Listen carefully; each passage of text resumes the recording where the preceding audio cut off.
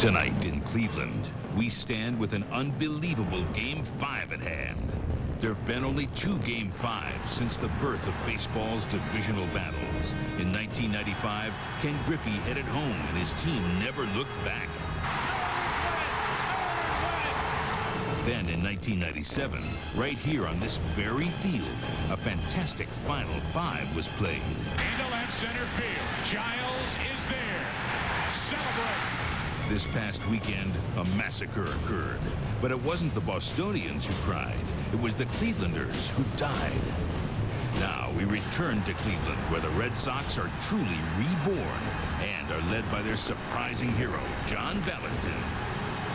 But the Tribe are home, where they always let it fly.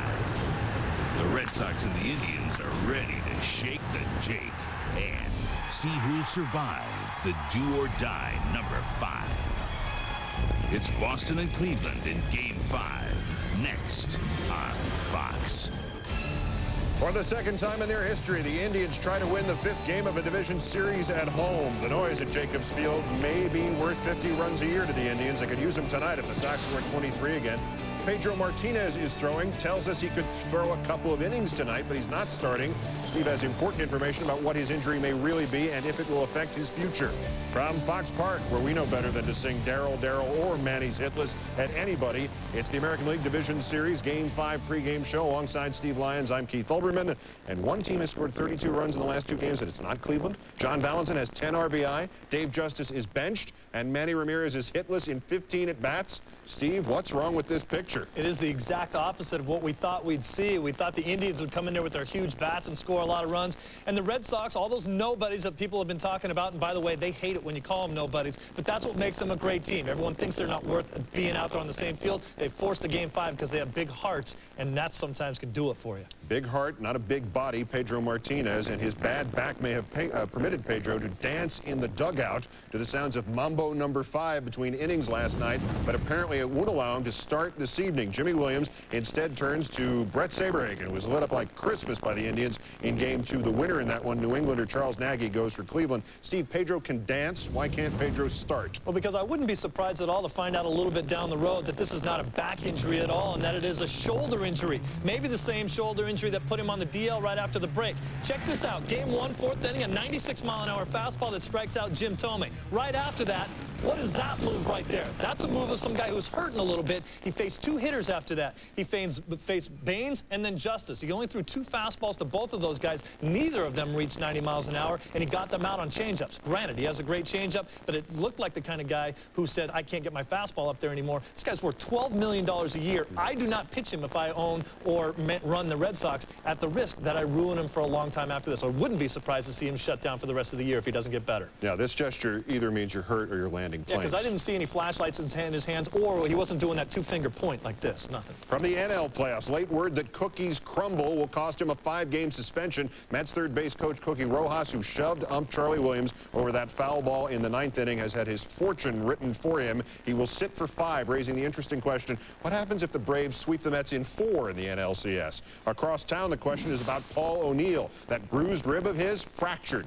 The break only discovered today after additional x-rays and an MRI. He hurt it 9 days ago and did not play in the Yanks' 3rd game on Saturday. They can wait till 10 a.m. Wednesday to set their playoff roster, and apparently Joe Torre will. Well, back to our series. Steve summarizes what's going on here. Well, how has this happened? The Red Sox are back in this series because they've exposed the weakness that is the Indians, and that is their pitching staff. And I'll tell you what, the Red Sox are swinging the bats with a vengeance. John Valentin is a guy who could have buried himself in this series, but he wouldn't let it happen after that error in Game 1. Valentin, unbelievable. In an 8 at-bat stretch, he has 6 home runs, or 6 at-bats, 6 hits, 3 home runs, 2 doubles, a single, and 10 RBIs. You got to remember that before Nomar hit the scene, this guy was the second best player on that team outside of Mo Vaughn. Manny Ramirez, on the other hand, 0 for 15, just stinking it up for the Indians. He struck out 6 times. This is a guy that drove in 165 runs during the year, and they need his leadership. Charles Nagy, probably the freshest pitcher that either team has going. He's a Red Sox killer. He's 10-1 lifetime against these guys, and when he doesn't get the strikeout with balls low and away, he gets the ground ball double plays. He could be the huge key to this Game 5. Brett Saberhagen will go for the Red Sox. Saberhagen's going because he's a warrior, not because he's the same pitcher that won a Cy Young in '85 and '89. He's the only guy the Red Sox have left. They're going to hope that maybe Derek Lowe can come back and pitch a couple more innings as well because he's spent. But no, Alomar, Vizquel, and Harold Baines just ate Saberhagen up in this last game that he pitched. But bottom line, Sandy Alomar, Lofton, Justice, Thome, and Ramirez in a deciding game since 1995. All of them together hit under 200. They have to break out if they want to win this game. All right, when we continue, a team down 0-2 rallies to force a fifth game. What happens then? We'll look into that. And we'll look at Brett Saberhagen. 5 hits, 3 walks, 6 runs, and 2 2/3 in game 3. What happens tonight? Stand by.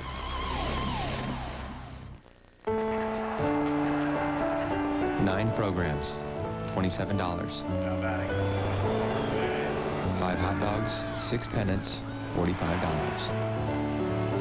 1 big puffy hand, $6.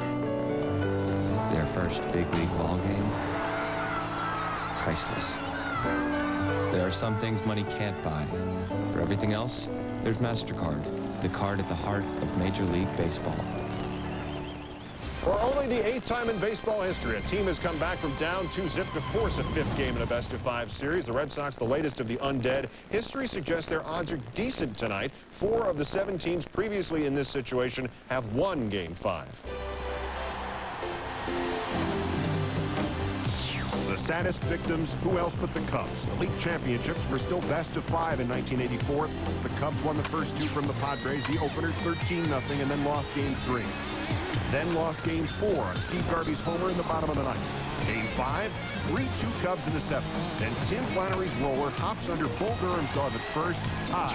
Then 24-year-old Tony Gwynn plays pinball with Ryan Sandberg. Padres go in front and to the World Series. The 82 Angels blew a 2-0 lead to the Brewers, but led the finale 3-2 in the 7th. With left-hander Cecil Cooper coming up, manager Gene Mauch did not bring in southpaw Andy Hassler, sticking instead with righty Luis Sanchez. Coop promptly whacks a 2-run single, and Milwaukee goes to the World Series. Happened to the 81 Astros in that year's split-season strike playoffs. Jerry Royce shut out Nolan Ryan in the 5th game. The only time in the division series, the Yankees had blown a 2-0 lead on the Mariners in '95, but still led the decider by 1 in the 11th. Instead of going to closer John Wetland, Buck Showalter let Jack McDowell start his 3rd inning of relief. Edgar Martinez relieved the Yankees of any further season. Here comes the tying run, and here comes the winning run. Home teams win Game 5. Is the crowd at Jake tonight a factor? If you'd asked me this a couple years ago, I'd have said no, but in the '97 playoffs, I watched that crowd at the Jake carry this team past the Yankees and the Orioles. They are the best fans in baseball when they have to get loud. All right, only the 3rd Game 5 in the history of the division series is next. Joe Buck and Tim McCarver standing by at the Jake. We'll see you afterwards. Now please let it take you out to the ball game.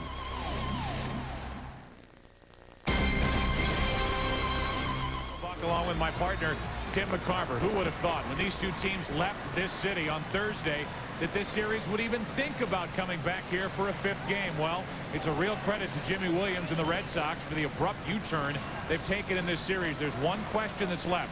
Will the most dominating pitcher in the game, Pedro Martinez, be available to Jimmy Williams tonight? I think the important thing to keep in mind is what it's not. It's not an elbow, and it's not a shoulder. It's a pulled muscle under the right shoulder blade. And what will determine whether Pedro Martinez pitches tonight or not will be whether he can withstand the pain when he throws the ball, because there will be no further damage by pitching tonight. Well, if it's bearable for Pedro Martinez, it might not be bearable for the bats of the Cleveland Indians. Joining us for tonight's telecast is the 3rd member of our broadcast crew. Happy to have him with us. Let's go down to Bob Brenly. Thank you very much, Joe. Both teams went about business as usual today in pregame warm-ups. The Red Sox very professional, very businesslike. The Indians very loose and loud. If the Indians needed any added motivation, they figured to get it from the home crowd here at Jacobs Field tonight, much like the Red Sox did last night at Fenway Park. There's a reason these guys play for home field advantage in the postseason. 12 of the last 13 winner-take-all games have been won by the home team, including the last 6 in a row. All right, Bob, thank you very much. And as we say goodbye for just a moment, get ready for Game 5, the deciding game, winner-take-all. Winner get a chance to go to the ALCS to take on the New York Yankees. Game 5 next on Fox.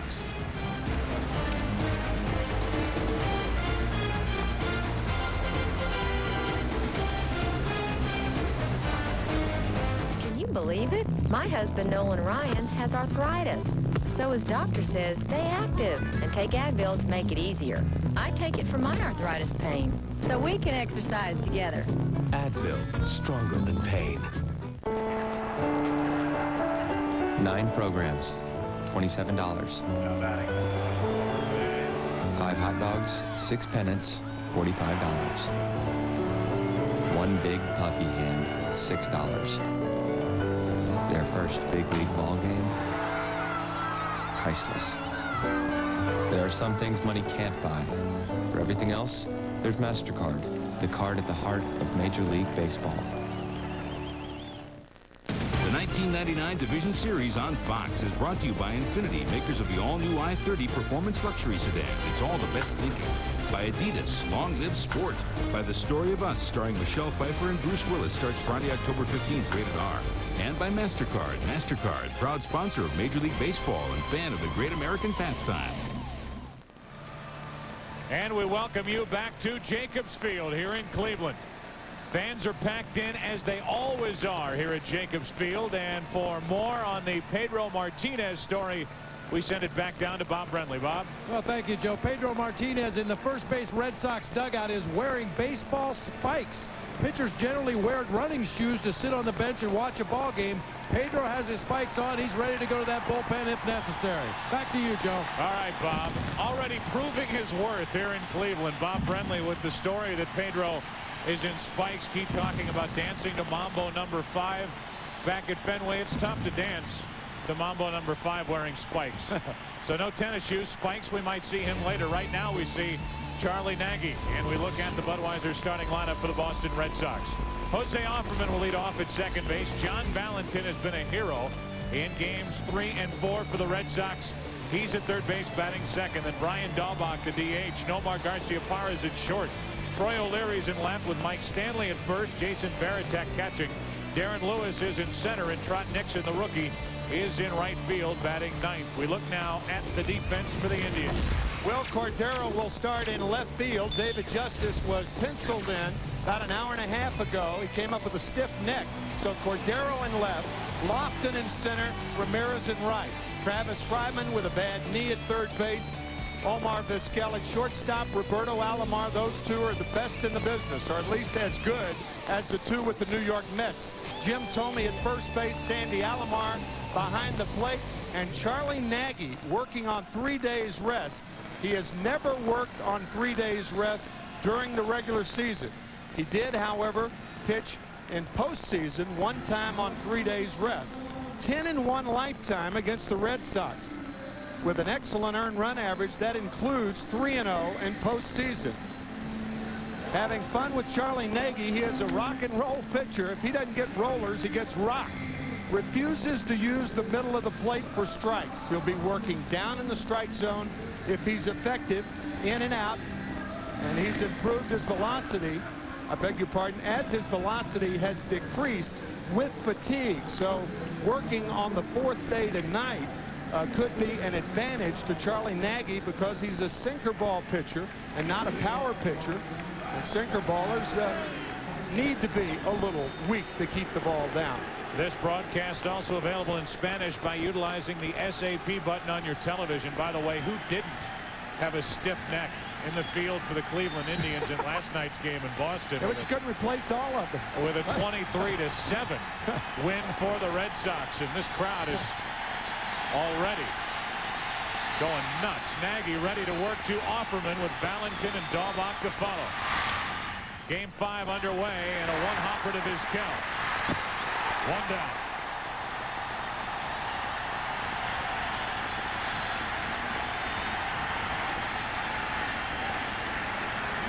I have to say, and Tim, you and I were sitting here working on the notes for tonight's game about an hour and a half as Valentin is introduced. About an hour and a half before the game, maybe as recently as an hour ago, this place was just dead quiet. And when they throw the first pitch of the night, this crowd lets these Indians know that they're still behind them, despite the fact that they've dropped the last 2 games to the Red Sox. 1 out, nobody on, and here's Valentin. And there's ball 1 outside.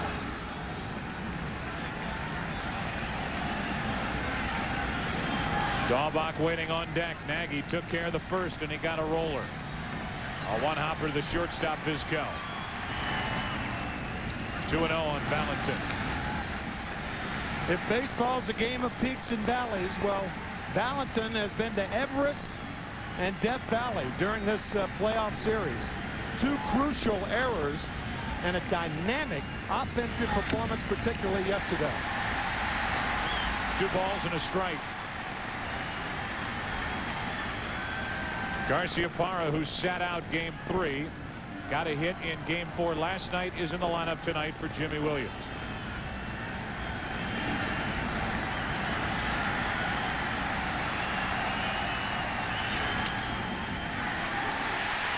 Two up, 2 down.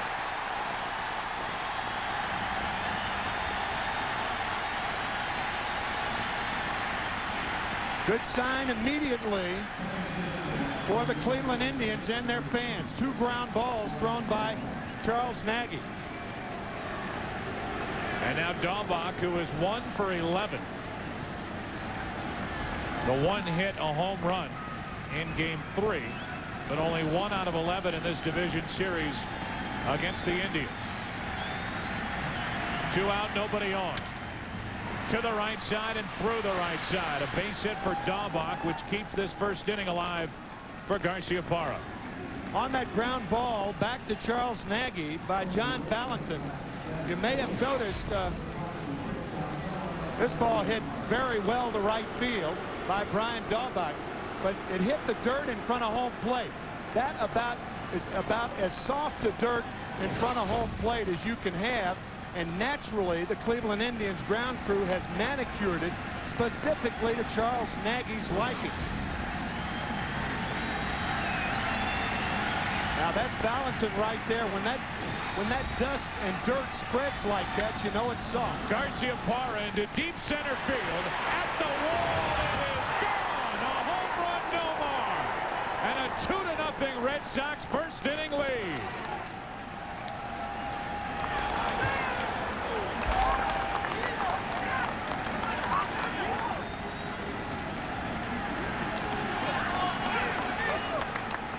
As he did in game 1 here at Jacobs Field, a homer in his first at bat, and a 2-0 Boston first inning lead.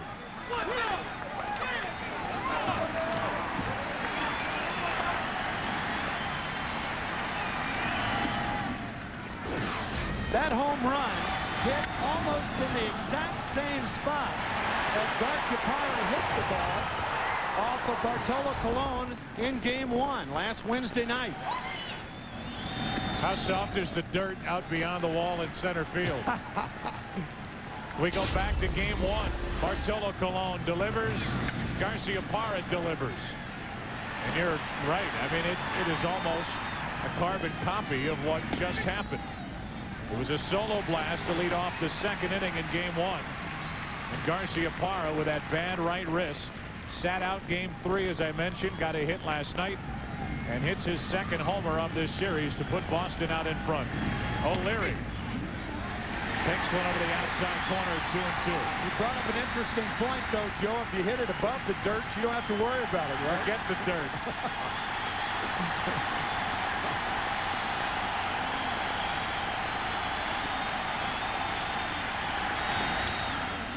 Back toward us, still 2-2. O'Leary's only 2 out of 16 in this series.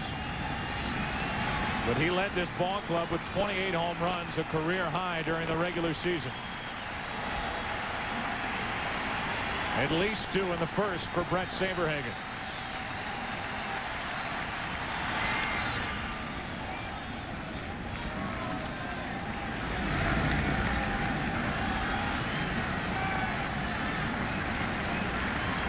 Two balls, 2 strikes, 2 out.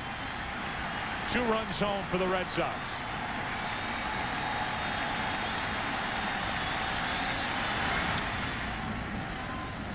To the magic number for the Cleveland Indians also. 2 pitchers not available tonight. Steve Reed, the right-hander, and Bartolo Colon, who started yesterday's game and threw 44 pitches in his 2+ innings.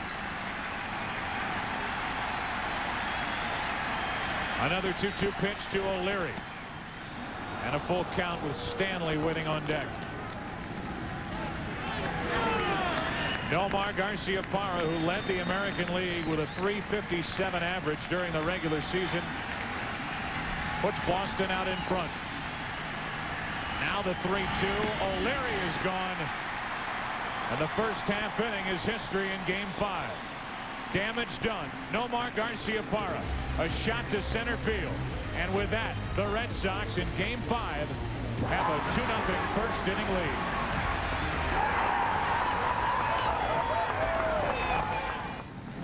Ted Williams told Nomar Garciaparra at the All-Star game, "You're the man now with the Red Sox." Well, there is no doubt about it, at least with a bat in his hands. Nomar Garciaparra is the man for the Red Sox. Tonight, the man on the mound is Brett Saberhagen. And a look at the Budweiser starting lineup for the Cleveland Indians. They lead off with Kenny Lofton in center field. Omar Vizquel batting second at short. Roberto Alomar hitting third at second base. Manny Ramirez, well, it's been a dismal series to this point. He is 0 for 15 with Jim Thome at first base. Harold Baines, the DH. Will Cordero, a late addition to this lineup as the left fielder David Justice takes a seat. Travis Fryman's at third base, and Sandy Alomar is catching and batting ninth. The defense of the Red Sox should be familiar to you by now. O'Leary, Lewis, and Nixon in the outfield. Valentin, Garciaparra, Offerman, Mike Stanley at first base. Jason Varitek, his manager calls him fearless. He's behind the plate, and he'll catch Brett Saberhagen. Brett Saberhagen pitched the decisive game in the 1985 World Series. He was the Cy Young Award winner that year for the Kansas City Royals and the most valuable player in the World Series. So this is his second decisive postseason game. Still has excellent fastball, can ride the ball or sink it, and to left-handers, very important. There are 6 left-handed Indians in the lineup. He'll go outside early, inside late. 1 little, 2 little, 6 little left-handed Indians. Lofton is one of them, and he takes a ball outside from Brett Saberhagen. Lofton is 2 out of 14 in this series, so another threat at the top of the Indians lineup that isn't doing much in this series against Boston. 1 ball, 1 strike. Vizquel next. 2-0 Red Sox here in the first inning. Saberhagen started game 2. He lasted only 2 2/3 innings. 2-1 on Lofton. 3 fastballs from Saberhagen. And remember that last bullet point on his scouting report. Admittedly, he did not throw enough off-speed pitches in game 2. That was the game where he gave up 7 runs, walking 3 in an inning. Highly uncharacteristic for Brett Saberhagen. There's also a day in which the Indians won 11-1, and it looked like it would be 3 and out for the Red Sox. And here we are in game 5. 2 balls and a strike on Lofton. And now 3-1 from Saberhagen.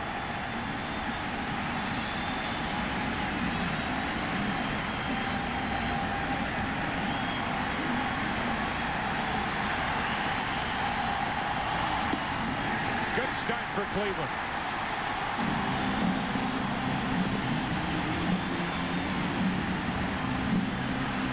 You want to invite trouble, that's the way to do it. Walk Lofton leading off. Saberhagen walking 3 in 1 inning. He has only done that 6 times in his career. 6. And that's over a 15-year period.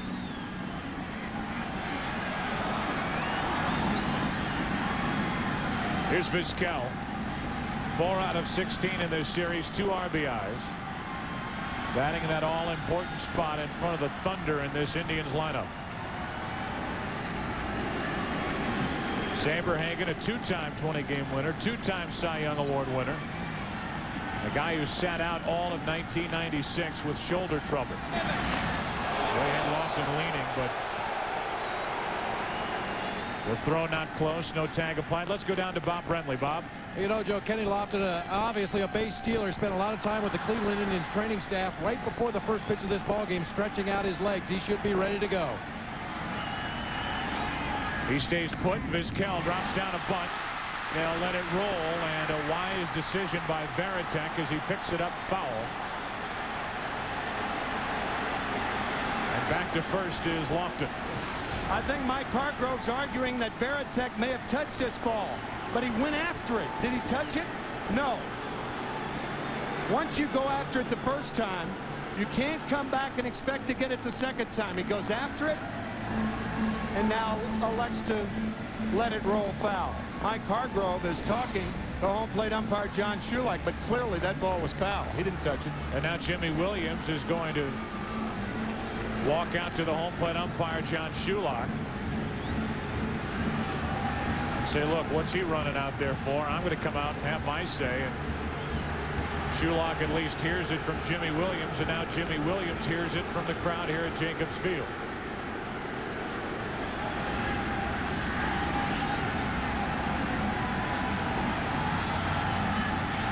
So a 0-1 count on Vizquel with a runner at first. Nobody out.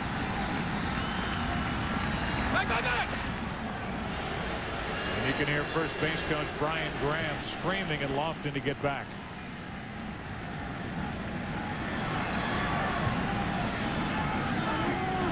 Shulak behind the plate. Erwood Merrill is at first. Jim Joyce at second. Chuck Merriweather over at third.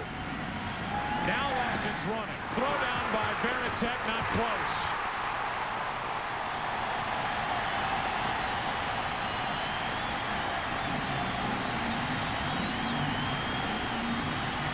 Roberto Alomar ran on the first pitch against Pedro Martinez in game 1.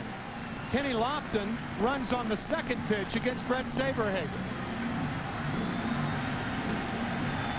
Bob Brenly alluded to the fact that Lofton was ready, and boy, did he ever show it with that steal. First 3 guys in the Indian lineup, all burners. Lofton, who struggled with a right hamstring problem in July, then a lower back strain. Off and running in the first inning, and now Vizquel hits it fair down the left field line. Lofton will score into second with a double. Vizquel, it's 2-1.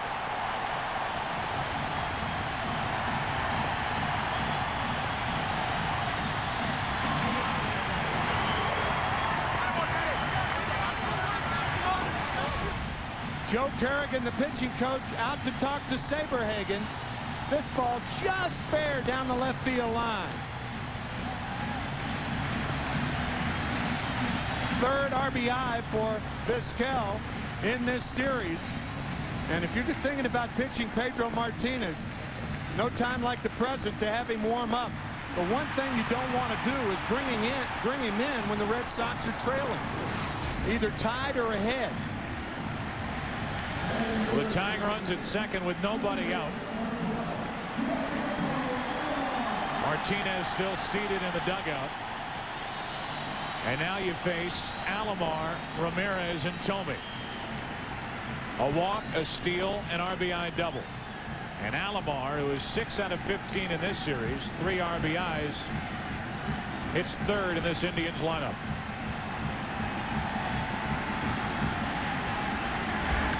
Hard hit right at Stanley, 1 away. Good base running by Vizquel. Stays close to second and back to the bag. He's there with 1 out. Even the out, the first out for Brett Saberhagen is a bad sign. A rocket caught by Mike Stanley. And you're right, it was good base running by Vizquel.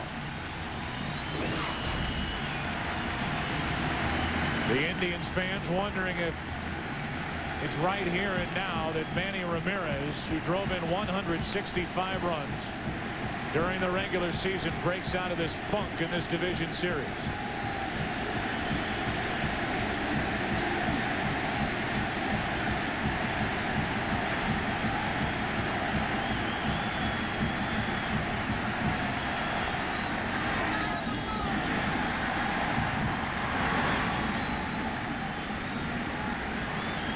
Four games for Ramirez in this postseason. 0 for 15, no RBIs.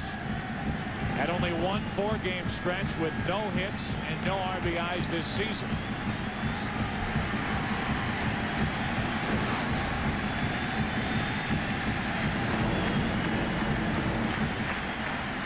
The 1-0. Right down the middle, 1 ball, 1 strike, and Saberhagen got it up there at 91 miles per hour.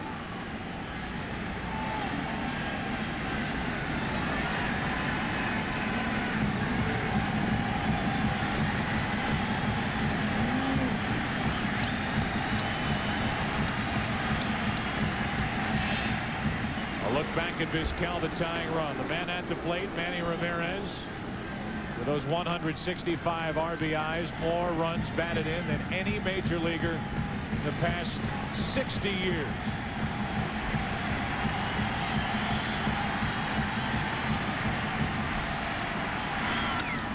Pops it up. Shallow right, easy for Nixon. 2 out. And now it takes a hit from Tomey to tie this game. Ramirez now 0 for 16. A perfect pitch to Manny Ramirez. That's what American League pitchers try to do. Crowd him. You see how he brings the hands in, hits the ball a little above the trademark, and pops weakly to the right side. Perfect pitch by Saberhagen. Those are the types of pitches where you want the hitter to put the ball in play and not foul it back. And now a postseason pain in the neck for opposing pitchers. Jim Tomey digs in. 14 career postseason home runs in 49 games.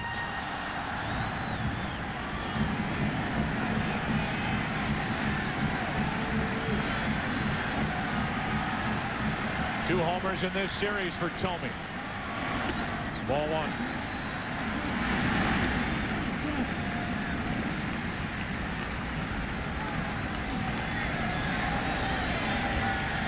No dancing at the moment for Martinez, just support for the veteran Saberhagen, a 35-year-old right-hander.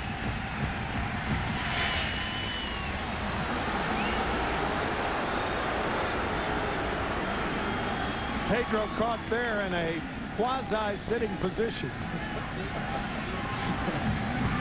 There'll be a lot of that in this ballpark tonight. The 1-0 to Tomey. 2 balls, no strikes from Saberhagen.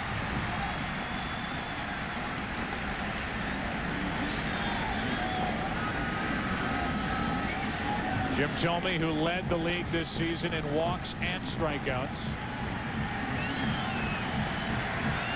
Up on the count, 2-0. You know what he's thinking. That into deep right center, forget it. 3-2 Cleveland.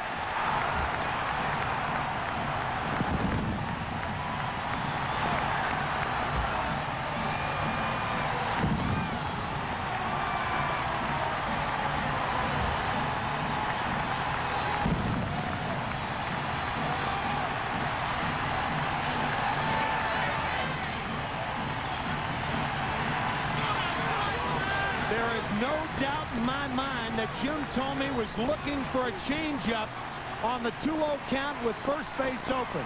He got it and hit a rocket. My goodness, he hit that ball a long way.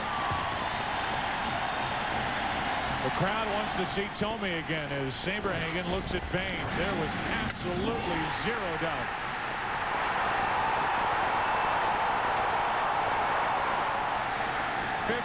Career postseason home runs for Tomey. 3rd of this series. 2 balls, no strikes on Baines.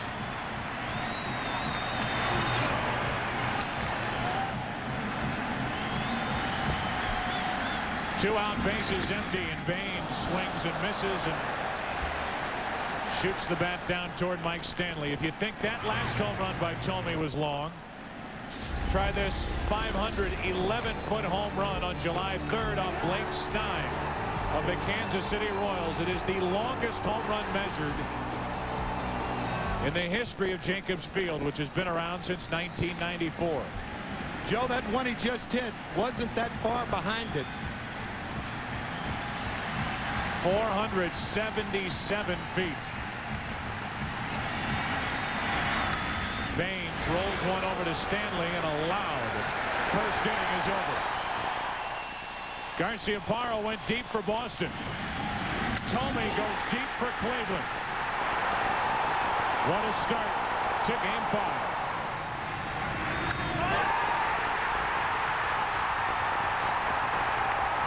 Indians.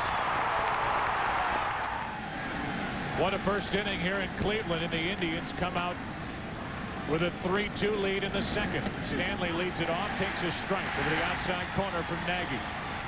It'll be Stanley, Varitek, and Lewis for the Red Sox, who now trail by 1. Mike Stanley has had a terrific series. You saw the average. He is 10 for 16. Between innings, Jimmy Williams and Pedro Martinez talking. At one point, I saw Jimmy Williams say to Pedro, maybe he'll settle down. But it is a distinct possibility that Martinez could be pitching here tonight. I think one thing to keep in mind, Joe, is that it's going to take Martinez a long time to loosen up. Normally a pitcher loosens up about 15 minutes before game time, but it could take him as much as 20 minutes under the circumstances with the bad muscle pull under the right shoulder blade. Stanley stays alive. And again, you don't want to wait until it's too late when the cat's out of the bag and the Red Sox are behind by too many runs. It's got to be at least, I would think, it's got to be at least a tie game or a Red Sox lead to bring him in. What he did in game 1, leaving after 4 innings as Stanley takes ball 1. I know you and I both, and Bob as well, respectfully disagree with Steve Lyons, and certainly do. Reported during the pregame portion of our telecast here tonight. Yep. But there is something more to the problem with Pedro Martinez as Stanley stays alive, just getting a piece of that pitch. I think it's within all of us to look for something deeper or something more serious. But there is a legitimate chance that he could pitch here tonight. And if it was a shoulder, Jimmy Williams, for the future of the Red Sox, would not even think about pitching him in this game. Right. 2 balls, 2 strikes on Stanley.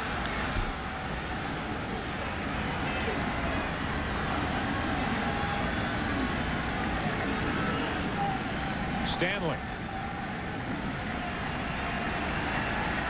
the number 6 hitter in this lineup, strikes out, 1 away.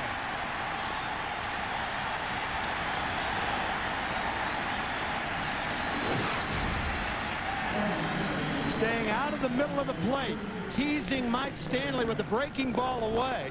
Fine slider from Charles Nagy. When he's in the middle of the plate, as with most pitchers, he is very, very hittable. He's not a hard thrower. He's got to work the corners and keep the ball down to be successful. Now Varitek pounded a home run in that 23-7 win last night for Boston at Fenway. Takes a ball. He's had a long year, 144 games for the Red Sox during the regular season, and he's been behind the plate each of these 5 in this series with the Indians.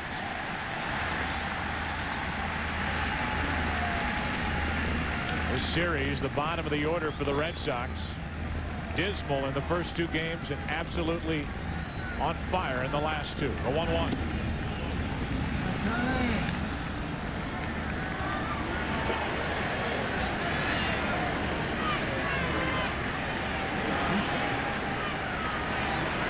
Two balls and a strike on Varitek.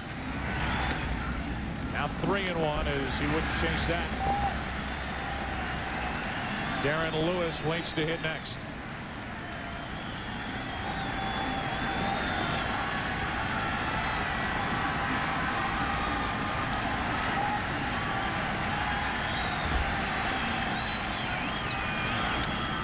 Up the middle, Alomar to his right. Backhanded stab, and he got him. 2 gone.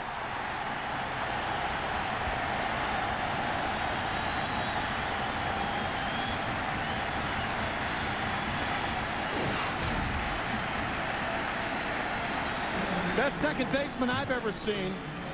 He adds a new dimension to second base. Range. Yet another example of Alomar's remarkable range at second base, throwing in the same motion. One hops it to Tommy for the second out.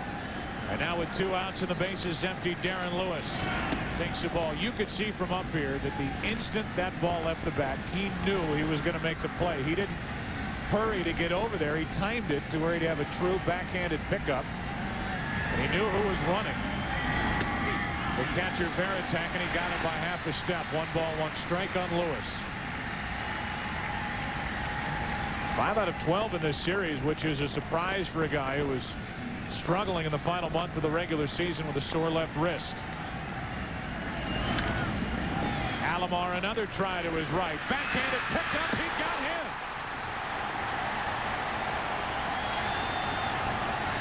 Roberto Alomar. Still 3-2 Indians. The 1999 Division Series on Fox is brought to you by Brewery Fresh Budweiser, official beer of Major League Baseball. This Bud's for you. Indians lead by a run. Bottom of the second. Saberhagen back to the hill, and Will Cordero takes a strike. Cordero is 4 out of 5 in this series and was really the only Indian who had a good night last night at Fenway. Hit a home run in the game, and that 23-7 loss as he's in the hole now 0-2. Cordero, then Fryman, then Alomar, the bottom 3 in the lineup for the Indians.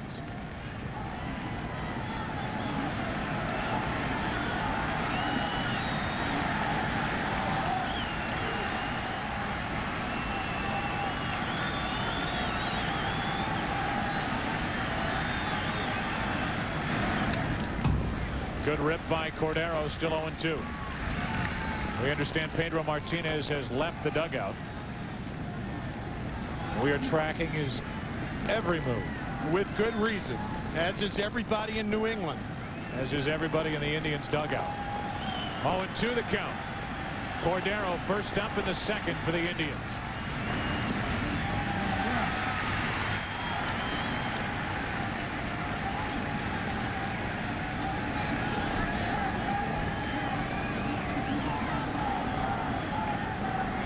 Cordero, who broke his left wrist on June the 8th.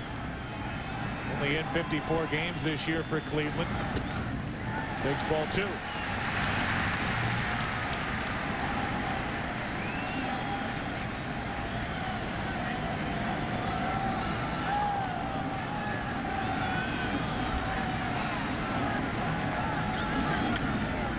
Still 2-2.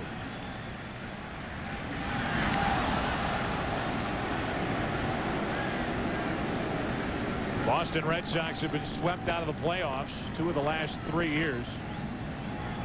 Go back to '95, they were swept by Cleveland in the division series. Last year losing 3 games to 1. The hands of the Indians. Tied 2 games apiece here in game 5, and Cordero into left field. Into the corner and off the top of the wall. Well played by O'Leary, and Cordero can manage only a single on a ball that nearly left the park. O'Leary, who's used to playing that green monster in Boston, played that like this was his home ballpark. From a defensive standpoint, the Red Sox are superior. They have a very, very good defensive outfield, as shown right here by Troy O'Leary. 1 hop off the wall to hold Cordero to a single. The Indians, on the other hand, with Cordero in left and Ramirez in right, are not strong. You have a limping Travis Fryman at third base, and Sandy Alomar Jr. behind the plate, has only played 37 games. 6 operations on that left knee. Fryman gets into one into left field. At the track, O'Leary looks up. They rule it's off the top of the wall. In to score is Cordero. Into second with a double is Fryman, and now we'll get an argument. That ball's got to be out of the ballpark, doesn't it, Joe? It landed softly when it came down.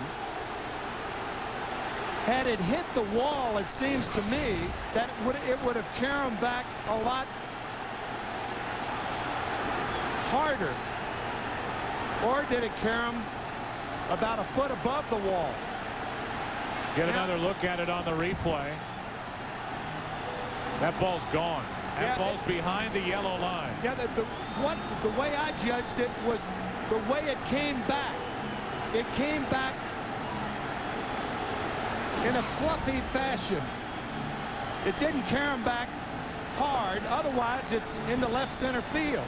Well, the closest umpire to it is Tim Welke. He went out, got a look at it, and now he may be overruled by his fellow umpire. It not only hit the top of the wall, but it hit the gate, or that rim that goes above the yellow line. That ball's a home run the way I see it. Get no argument out of me. It came back and it hit the railing, and it's gone. They got the call right. Jimmy Williams is going to argue, but this is the correct call. A home run for Fryman. And it's now a 5-2 Cleveland lead. Jimmy Williams will argue, and his argument will be this: Tim Welke was the closest one to it. And now the umpires on the infield and the guy down the right field line are going to overrule him. But the umpires got the call right. It went over the yellow line, hit up against that railing which separates the fans from the top of the wall. And the home run for Fryman is his first in the postseason. As you can see, the ball came up and hit that railing, those 3 bars right above the wall, and by the way it came down, that's a pretty good indication that the ball was out of the ballpark. Jim Joyce, the second base umpire, unusually probably had a better view, or at least as good a view as the left field umpire, Tim Welke. So a single high off the wall by Cordero, and now a home run that just got over the wall and left off the bat of Fryman, and all of a sudden the Red Sox find themselves down by 3. As I mentioned, for Fryman, his first career postseason home run.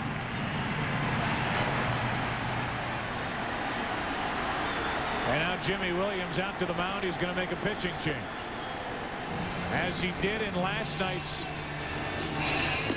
Game 4. Derek Lowe will enter. A pitching change here in the second, as the Red Sox had to make in Game 4. Cleveland up by 3.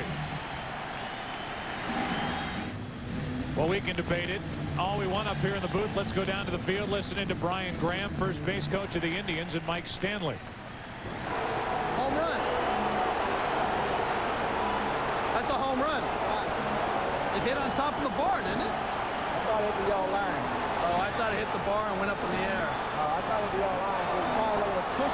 It's kind of a cushiony bounce, I felt. I thought it hit the bar and went up in the air. It was a home run. Brian Graham was exactly right. It hit that bar behind the yellow line. Fryman goes deep, and it's 5-2 Indians. Yeah, Joe, I think they were both right. I think Mike was right. It hit the yellow line and then the bar. That cushiony coming back to the field. The 0-2. Let's go down to Bob Brentley. Bob. Well, you know, Joe, a similar exchange on the third base side. Jeff Newman, the third base coach for the Indians, consulting with John Shulock, the home plate umpire, on his way out to consult with Jim Joyce and Tim Welke. By the time Shulock got out there to the consultation, he ruled home run. All right, Bob. So who says these base coaches do nothing? Jeff Newman, who goes through the signs, I would say has a more valuable job than the first base coach, but first base coaches around Major League Baseball now screaming at their televisions. 1 out after Alomar struck out. And we go back to the top of the order. Lofton, who walked, stole a base, and scored a run in the first inning, digs in, and that's strike 1. Tim Welke, the left field umpire. That's why you have umpires down the lines in postseason play, usually closer to plays on the wall. Jim Joyce, because there was a runner on at first base, was inside the second base line.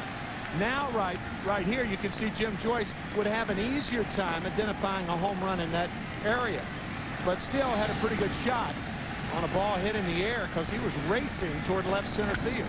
Lofton pops it up.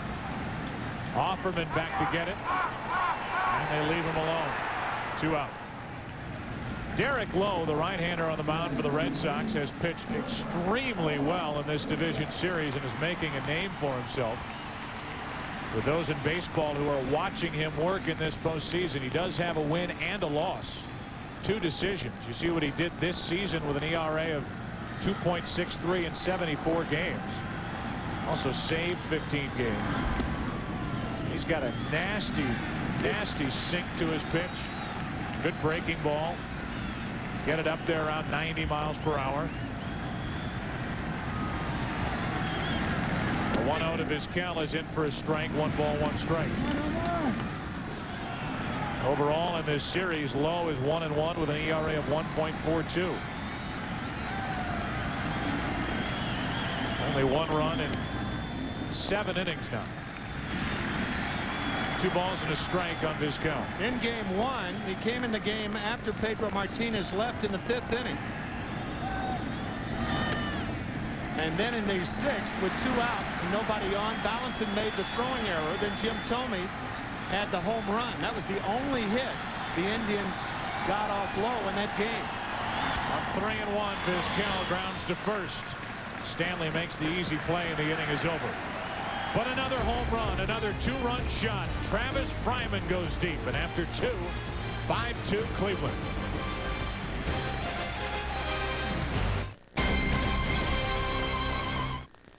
First at 10. I'm Tom Zenner. We'll see if the Sox can pull off a big win in Game 5 tonight. We're live in Cleveland, plus Rico Petrocelli and Dennis Eckersley join me in the studio. Now, here we go. 3rd inning. And the Red Sox come to the plate. Red Saberhagen on your right is finished. Charles Nagy on your left, formerly on your left, now in the center of your picture, works it in, and Trot Nixon takes a strike. The number 9 hitter, then back to Offerman and Valentin. The Red Sox bat trailing by 3 here in the 3rd inning.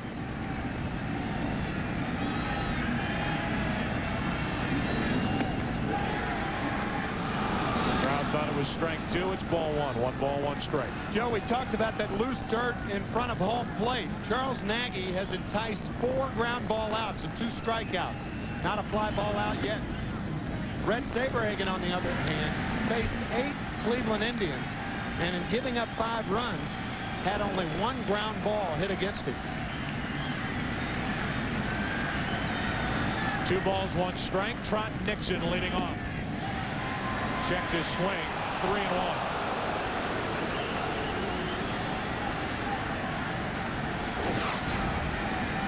Did Nixon go too far? Nope.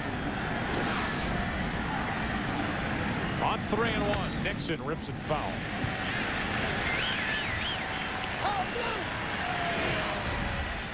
Watch Sandy Alomar from catcher cam. Get some help. Third base umpire Chuck Merriweather said he did not go around. And now it's full. 3 balls, 2 strikes.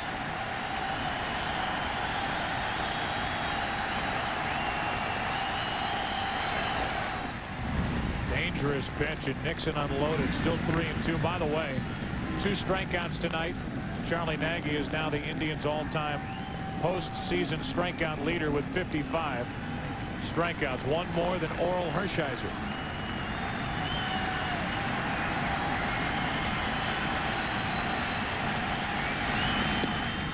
A leadoff walk. That's the first walk handed out by Nagy tonight. The Red Sox left-handed batters. Charles Nagy has gone through the lineup 1 time. Particularly in this situation, he'll be throwing sinkers away to Offerman to try to get the double play grounder. So the Red Sox hitters have to start taking him the other way to be successful. Line drives, hard ground balls back through the middle, and pepper the hole between the shortstop and Fryman at third. 1 on, nobody out. Offerman takes a ball. Another thing they have to do, which is the opposite end of what Mike Hargrove talked to us about. Why is Nagy 10-1 lifetime, including the postseason against the Red Sox? They go up there and hack. If they're patient and they let some of these sinker balls drop out of the strike zone like Nixon just did, and now Offerman. Runner goes, and a base hit up the middle will send Nixon at third. The Red Sox making some noise now here in the 3rd. A walk, a single. It's 1st and 3rd with nobody out. Very brazen of Jimmy Williams to put the hit and run on. 3 runs down. Open it up, says the normally conservative Williams. You can see the look by Nixon, and once he sees the ground ball go through, goes to third easily.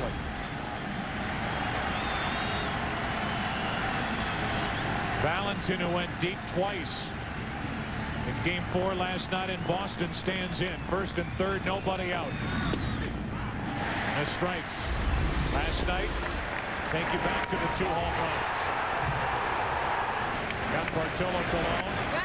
Then he took care of Carso. One into the net, one over the net.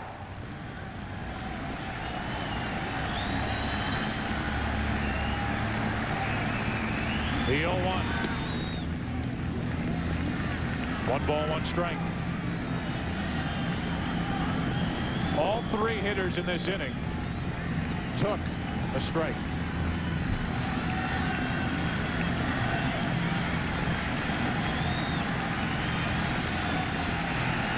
First and third, nobody out. Valentin chased, and now he's in the hole, 1 and 2. Nixon a walk, a hit and run single for Offerman.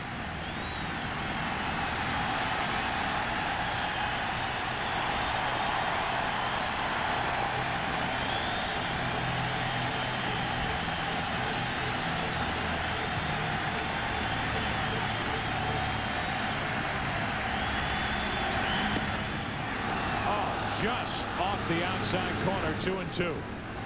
That's what that fastball inside did on the first 2 pitches to Valentin.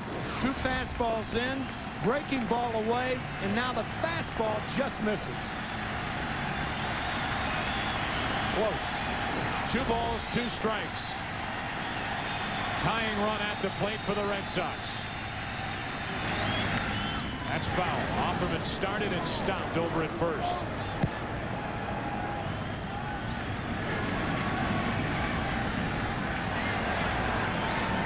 Talk to Jimmy Williams about this Red Sox team. I'll tell you, individually,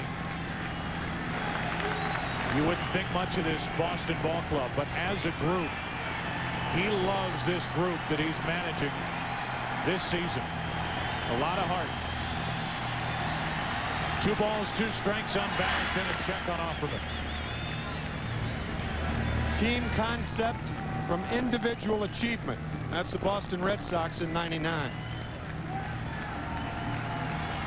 And the cover of their media guide in 2000. Yeah, new millennium. 2 balls, 2 strikes.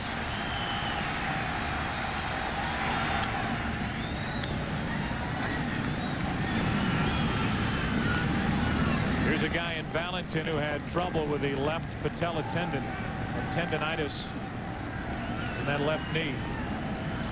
This time from August 31st, he came back September 23rd, worked his way back in. Got into playing shape. Has been a major factor in this series.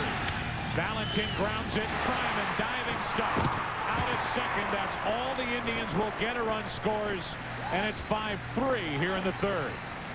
Fryman, bad knee and all, took a hit away from Valentin. You had bad knees at the corners on this play. Nixon scores. Watch the play by Fryman. Still good hands. Not a lot of range.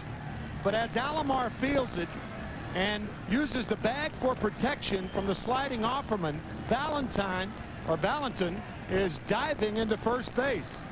Great play by Fryman. But Valentin risking further injury to that knee, diving into first on the other end. 1 on, 1 out, 2-run game. Daubach takes high for ball 1. Daubach a base hit with 2 out in the first inning immediately before the home run hit by Garciaparra. First pitch, a 2-run shot. And the Indians came back with 3 in the first. Cleveland just got 2 in the second. Now the Red Sox get 1 in the third.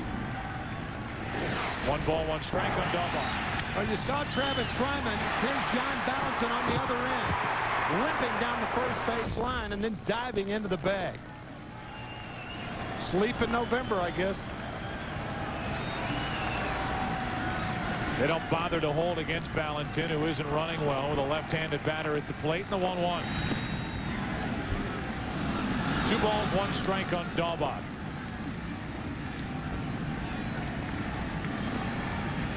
Nomar Garciaparra waits on deck.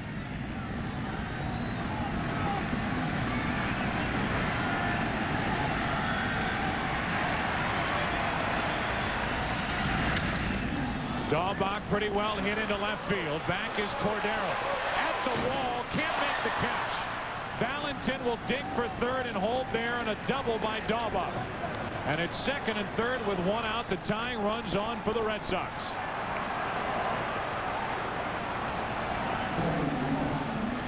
So now the Red Sox, you had Offerman going up the middle, and now Dahlbach clearly going the other way.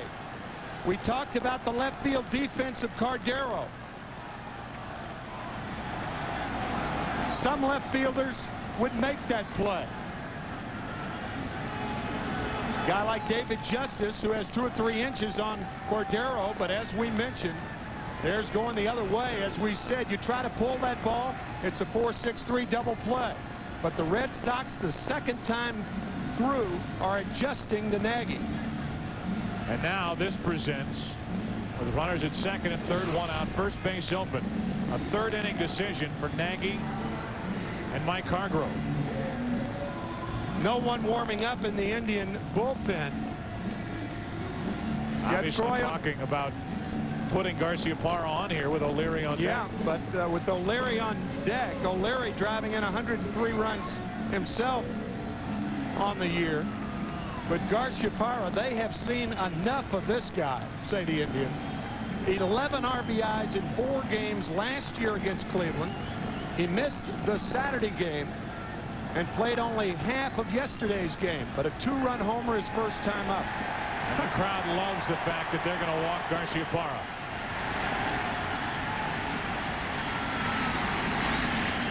And obviously, if the Indians are in a spot where they can pitch around Nomar and let somebody else beat him, they will. The utmost respect, walking a right-hander to get to a left-hander with over 100 runs driven in. If you're Troy O'Leary right now, you've got to be thinking Nagy's only going to go away from me. So I've got to do like Dahlbach did and hit the ball the other way. O'Leary with good power to left field. No sinker ball pitcher will entice a double play by coming inside to a left-hander. He'll stay away. So once again, O'Leary's got to be looking away with Nagy out there, at least on the first couple of pitches. Bases loaded for the Red Sox, who are trailing by 2. Third inning. 1 out. Troy O'Leary struck out his first time. Hits it in the air into deep right center field. Track, wall, grand slam, Troy O'Leary. A 7-5 Red Sox lead here in the third inning. They walk Garciaparra, and Troy O'Leary says, take that. A grand slam, and it's a 2-run Red Sox lead.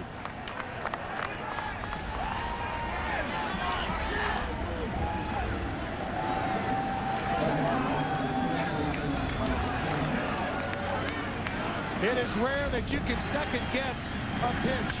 But when you walk a guy like Garciaparra and you've got a left-handed hitter up there, you can't throw him an off-speed pitch. Not to get the double play. First pitch, a hanging breaking ball to O'Leary. He did not foul it back. He made the Indians pay immediately. Stanley now, who struck out his first time bat, still only 1 out. A 5-run third inning. And 7 runs already for the Red Sox, who scored 23 in last night's victory in Game 4. 2 balls, no strikes. 2-1 on Stanley.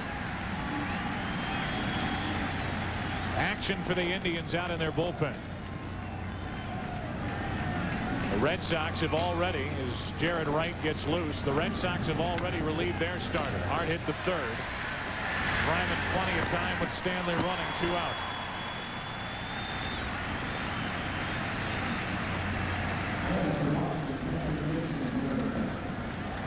We talked about it earlier in the game. If Charles Nagy does not throw ground balls, he gets rocked.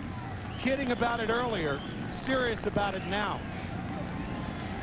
You can't really question walking Garciaparra. That's what you want to do, but you've got to come back with sinkers. You can't throw breaking balls early in the count to a power hitter like O'Leary. Baratek off the end of the bat into left, and Cordero is there to end the inning. It's a 5-run third inning for the Red Sox. Playing for a chance to meet their arch rivals, the Yankees, in the ALCS after 2.5. Red Sox up by 2.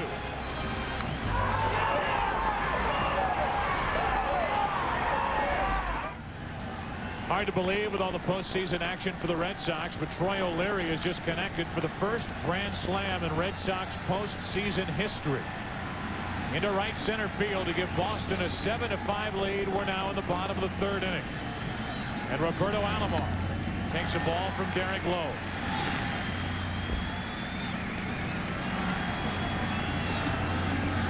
Alomar, Ramirez, and Thome. The Indians have the right guys up to get those runs right back. And it's 2-0 from Derek Lowe.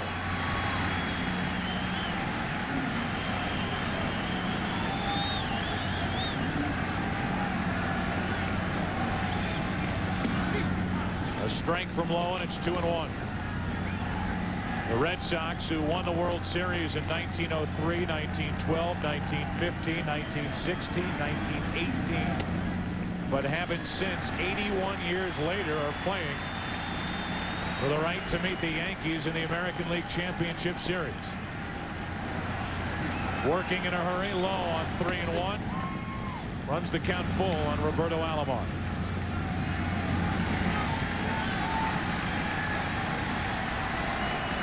Alomar lined out his first time. This time he shoots one into right center field. All the way to the wall.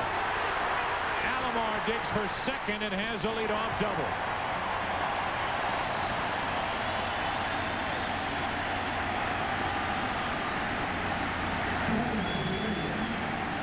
Only a total of 30 runs scored in last night's game. We're already up to 12 tonight. That fastball just rifled into right center field. So many things that Alomar can do on the bases. We've seen his defense back-to-back plays in the second inning. And now on second base with nobody out. Indians only trailing by 2. He'll probably give Ramirez a chance to hit. But he's always a threat to steal third base. And that's what Jimmy Williams is telling Jose Offerman. Hold him close at second. Manny Ramirez takes ball 1. Sooner or later, Manny Ramirez, who's 0 for 16, will break out. If it's much later than this, it may be too late. You can see that right side opening up because Offerman is so close to second base. Ramirez with a good stroke to right, too. The Indians need Ramirez right now. 2 balls, no strikes. And now Joe Carrigan, the pitching coach, is going to come out and talk to Derek Lowe.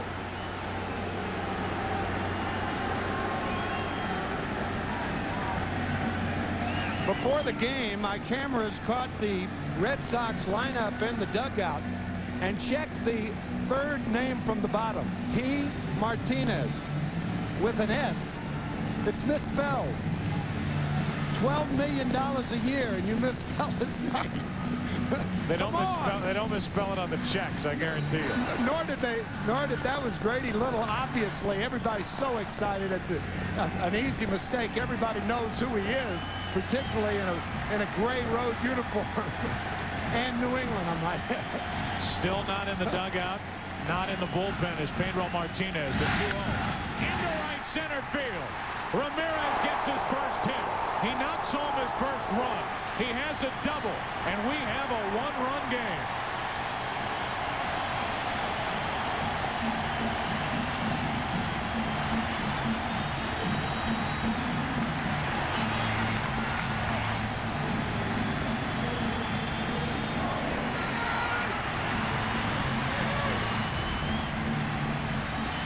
Fastball away, and we talked about the stroke of Ramirez to right field. That's what he was doing in batting practice tonight under the tutelage of Charlie Manuel, the hitting instructor.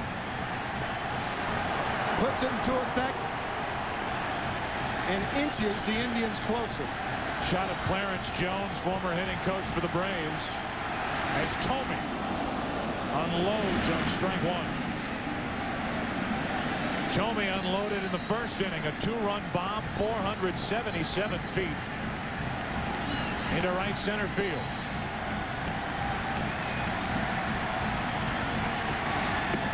Breaking ball had Tomey frozen 0-2. Derek Lowe's out there talking to himself after back-to-back doubles by Alomar and Ramirez. Red Sox lead by 1, tying run at second. Go-ahead run at the plate.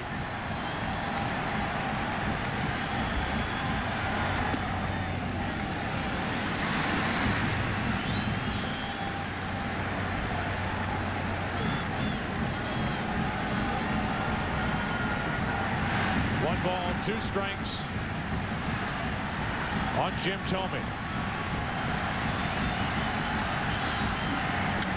Into center field. Another. Jim Tomey is second of the night, and the Indians lead by 1.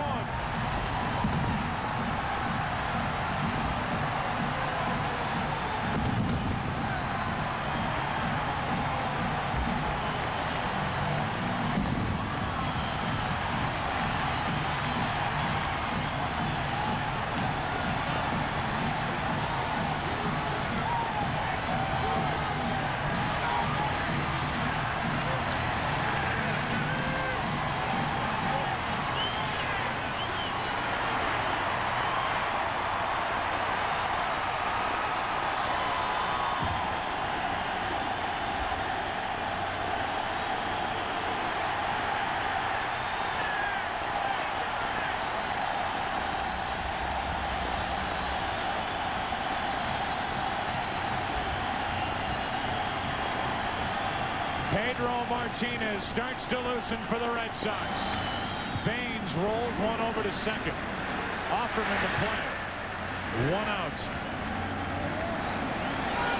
And for any of you who doubted, and I have to admit I was one of them early, that Pedro Martinez could appear here tonight, forget about the doubts. There he is getting loose. We're only again in the 3rd inning. It's a 1-run game. Forget about the doubts and forget about the pull muscle under the back of the right shoulder blade. If Derek Lowe can get through this inning, you may see Pedro Martinez in the 4th. 1 out, nobody on. Cordero takes a breaking ball for a strike. Pedro Martinez, who tested that back in the shoulder earlier in the day, getting loose now, and I'm sure at the very least testing the arm and the back to see how it feels on a cool night in Cleveland. Much more pleasant, however, than we had in game 1 here at Jacobs Field. Cordero strikes out, 2 gone. While these two teams absolutely literally pound on one another, the Yankees have to be watching and smiling, knowing that there's Martinez warming up. The Red Sox have pulled their starter Saberhagen after 1+ innings. Last night, Bartolo Colon for the Indians couldn't get through 2 innings.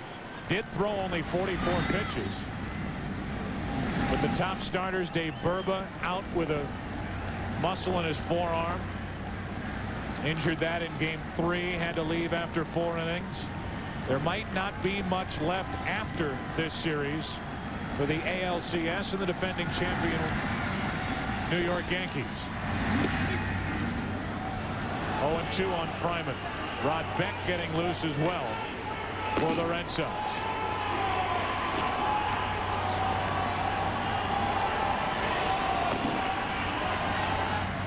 Two out, nobody on. Fryman at the plate. He homered his first time up, and he hits it hard to short. Garciaparra. Boy, he made that look easy. Backhanded pickup, and the inning is over. A double, a double. Another home run from Jim Tomey. Martinez heating up. Jim Tomey already hot. 2 tonight. This is first one against Saberhagen. 477 feet. No measurement on this one yet. One thing we do know, it puts the Indians up 8-7.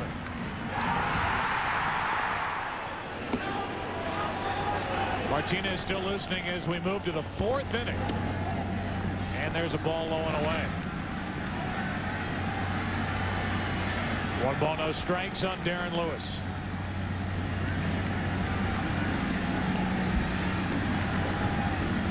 Lewis tonight is grounded out. Takes a strike, 1-1. Already 15 runs tonight combined, 30 runs combined last night, which is a Major League postseason record. 45 runs in the last 12 innings played between these two. That's pretty well hit down the left field line into the corner. Cordero gives it a look high off the wall. Another extra base hit. Darren Lewis a leadoff double. Well, it is Monday night. And for those of you watching maybe another sport on another network, welcome to some scoring. You made mention of it. Stop laughing. Stop laughing. Well, the Indians went for 2. They're leading 8-7. That's right. I was just going to say. Usually a football team doesn't go for 2 this early in the game. That's right. Well, the Cleveland Browns can only hope they would score like this. The Indians trying to maintain. Now they put a graphic over me, so I have to look down. Outscored 19 of 26 NFL teams. 23 runs scored. There you go. That's prep. It's all about preparation. Well, Mike Hargrove making a trip to the mound right now, and that could be all for Charles Nagy. One thing to keep in mind, I think if Jimmy Williams brings Pedro Martinez into the game, he will not bring him in during an inning. He hasn't come in during an inning since 1994 when he was with the Dodgers. So Nagy's out of there, and we'll see who's going to replace him. We'll see if Pedro's going to be the pitcher in the bottom of the 4th. It's taken 100 years and over 15,000 players to assemble the most exclusive team in history, the Major League Baseball All-Century Team. Now you can order the commemorative video and book by calling 1-888-CENTURY. Both honor the game's greatest players through unforgettable images and stories, exclusive interviews, and vintage footage. Order the book and video for only $44.95 plus shipping by calling 1-888-CENTURY. This message furnished by Major League Baseball. It's playoff time. Steve Sachs and Kevin Kennedy take you inside the biggest games. Championship coverage with attitude. Catch Fox Sports News primetime tonight. Well, Charles Nagy is finished 10-1 lifetime against the Red Sox. You'd never know it. Pitching on 3 days rest, but he can't go 4. Allows 7 earned runs on 6 hits, and he leaves in favor of a rookie right-hander, Sean DePaula, who started this season at Single-A Kinston.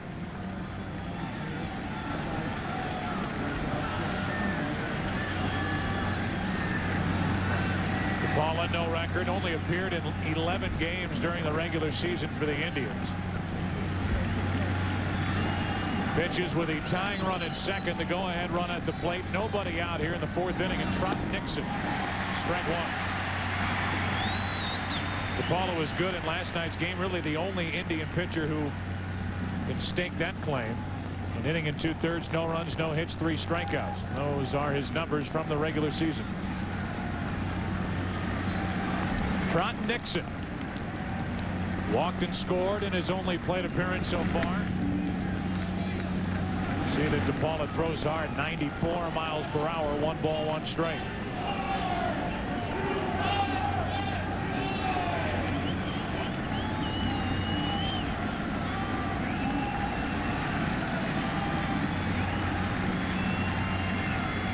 The 1-1 into center field. That's well hit. Lofton back at the track, at the wall, caught.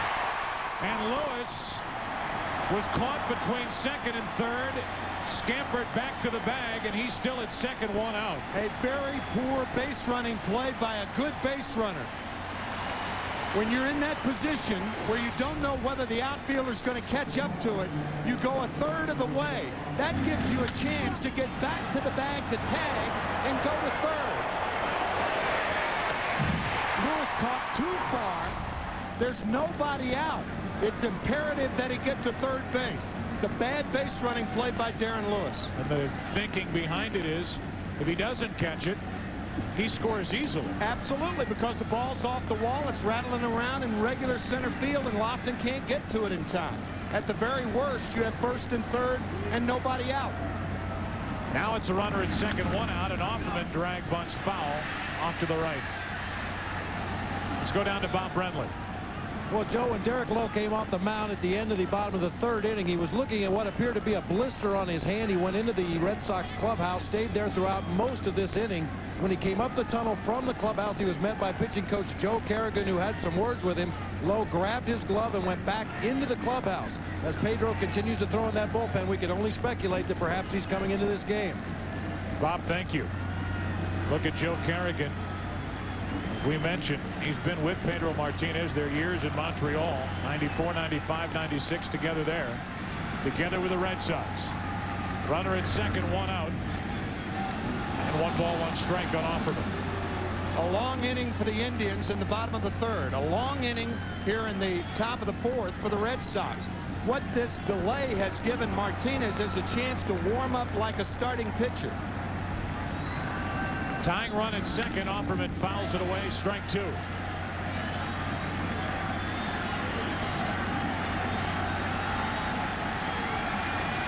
Pedro Martinez now with a jacket on. As this crowd comes alive on a 1-2 pitch coming to Offerman.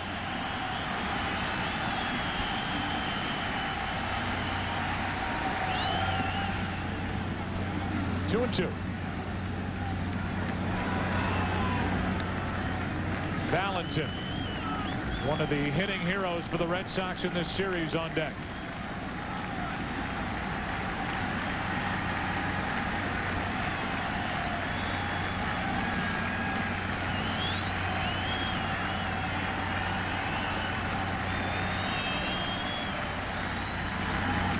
Not close, full count.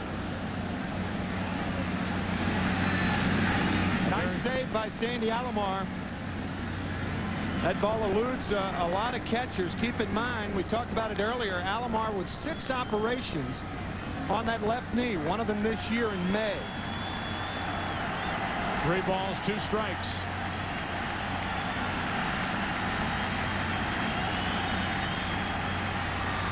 And Offerman wants time.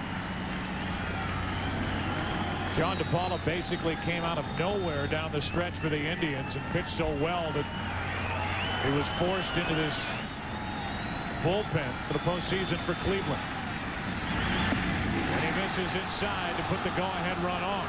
Now Lewis is caught between second and third. The throw down gets away. Lewis will head to third, and it's runners at the corners with 1 out. Darren Lewis fell asleep on the walk to Offerman. Evidently thought he was forced over to third, started to walk over there. Finally realized that for the moment he was the only one on base. Scampered back, and the throw goes into center. An error on Alomar to put the tying run at third. When Willie Shakes wrote Comedy of Errors, he didn't think he was writing about this game. There have been some ugly moments in this series. Man, this is Little League baseball right here. They had him by 15 feet at second base. First, Lewis wanders off thinking it's a force play. This is after the ball 4. He thinks it's a force and then is caught in between. And now by the time he gets back, the ball's overthrown and he goes to third base. I don't believe it. Now runners at the corners, 1 out for Valentin. So in the end, Lewis is standing in third with 1 out.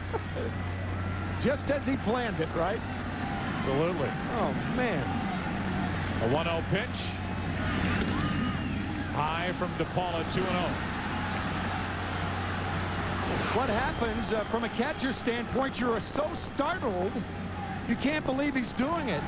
Alomar waiting a little bit too long. He had 7 errors during the season. This is Sandy's first during the postseason. Man. This is Phil Regan out to talk to his young right-hander. What a spot for a guy who started the season in Single-A. Here he is in Game 5, helping to decide whether the heavily favored Indians will make it to the next round to face the Yankees. They call it a meteoric rise. I've always found that funny since a meteor falls and doesn't rise. Mr. Carlin, your car is waiting. First and third, 1 out, 2 balls, no strikes. And why do they have locks on the doors at 7-Eleven, right? They're open 24 hours. 2 balls, no strikes. Valentin takes ball 3, 3-0.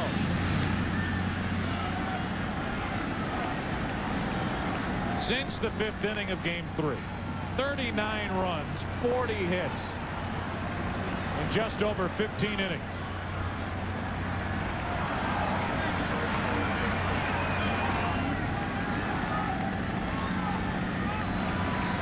Tying run is Lewis over at third. Go-ahead run is Offerman at first with 1 out. Is Valentin swinging on 3-0? Yes. And he gets into 1 to left. Cordero makes the catch. Tagging and scoring is Lewis. Back to first is Offerman. And it's an 8-8 game here in the 4th.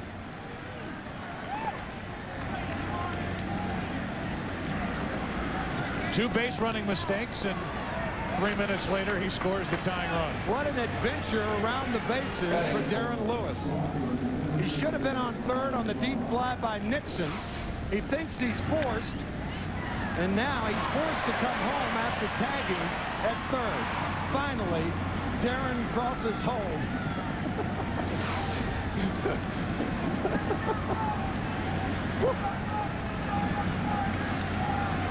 So relaxed now in the dugout as Staubach pops it up. Left side for Cordero. That'll end the top of the 4th inning. This long odyssey continues here in game 5. Here comes Pedro Martinez. It is a tie game, Tim. 8-8. Bottom of the 4th. 9 programs, $27. 5 hot dogs, 6 pennants, $45. 1 big puffy hand, $6. Their first big league ball game, priceless. There are some things money can't buy. For everything else, there's MasterCard, the card at the heart of Major League Baseball.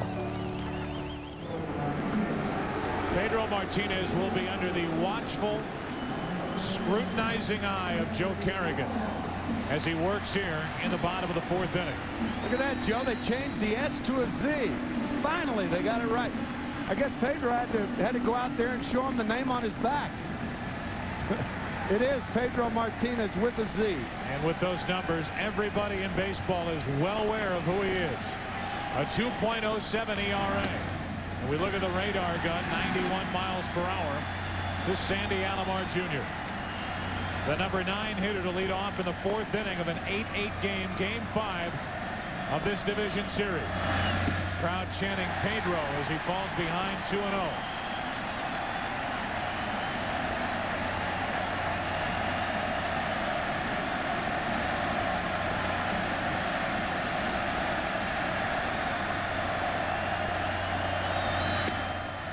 A breaking ball right down the middle. Just watching him warm up, I have not heard from Bob. I couldn't talk to him between innings, but Bob, it looks to me like he's dropping down and not throwing over the top like he normally does. He's throwing very low 3/4, Tim. And has mixed in a couple of breaking balls already early in the count. Pedro does not seem to have his good fastball, and his arm angle is not what we're used to seeing from Pedro Martinez. No. Bothered by a pulled muscle in his back under the right shoulder blade. The 2-2 pitch to Alomar leading off. To the shortstop, Garciaparra. Plenty of time. 1 away. That looked like the changeup right there to Sandy Alomar. The one thing, however, the Cleveland Indians, the best lineup in baseball, and they will adjust. If Pedro Martinez does not have the good fastball, then it stands to reason his changeup's not going to be as good, even though he gets Alomar for the first out here in the 4th. Put that changeup in a pretty good spot. Yes, he did. And now with 1 out, nobody on, here's Lofton, who's popped up, walked, stolen a base, and scored. 8-8 in the 4th. Lofton checked his swing, ball 1.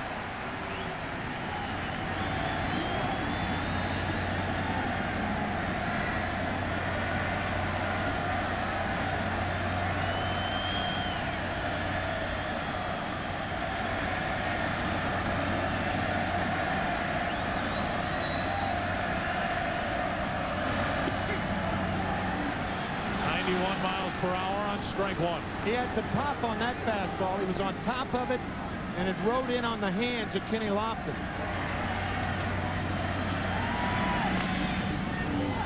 Good spot for that pitch, and Lofton now in the hole, 1-2. In his career against the Indians, an ERA of under 2. 1-0 in the postseason. That was game 1 of this division series a year ago.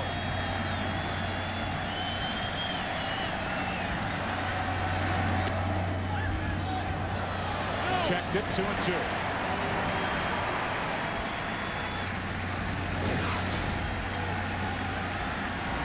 Kenny Lofton held up.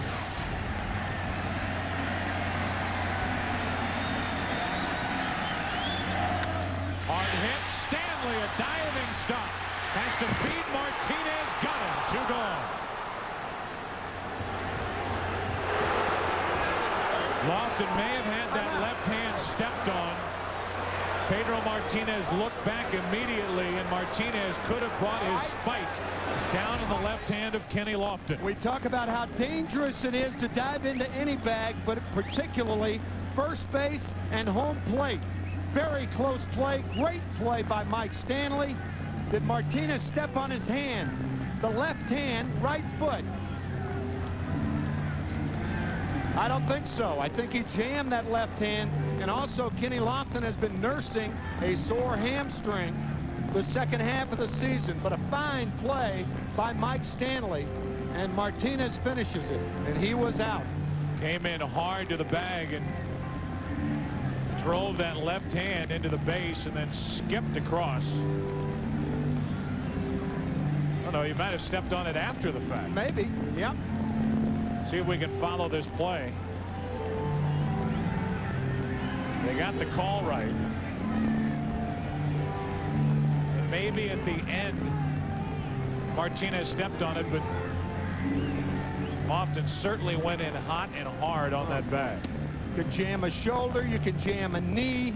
All sorts of things can happen when a base runner dives into a bag like that.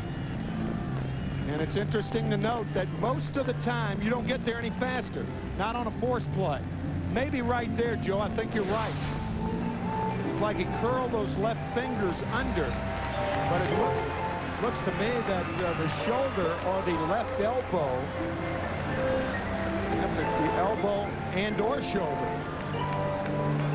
And he throws left-handed, keep in mind.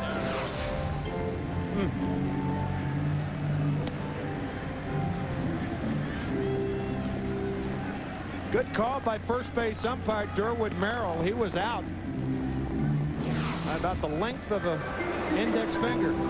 And I think you can put aside the worries about the hand. I think you're right. It's shoulder or elbow when he came down near the first base bag and then skipped across it as that left arm kind of gave out. It was the second out of the inning. And we'll let you listen in as the first base coach, Brian Graham, has this to say. I'm out. I'm out. Lofts, okay? You all right? No. All right, lay down. Just stay there. Help's coming. His left. I got his wing. His shoulder. No, his shoulder. His left shoulder. Oh, boy. Oh, boy.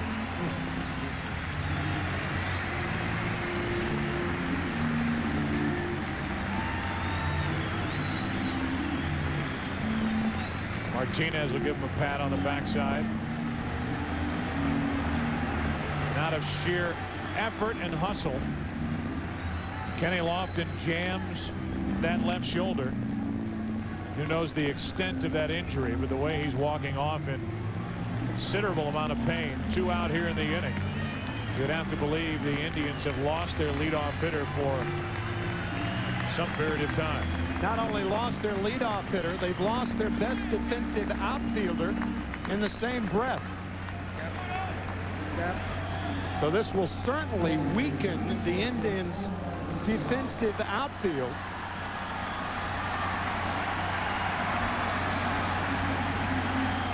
Now with 2 out, nobody on. Back to baseball, and Pedro Martinez faces Omar Vizquel and misses with ball 1.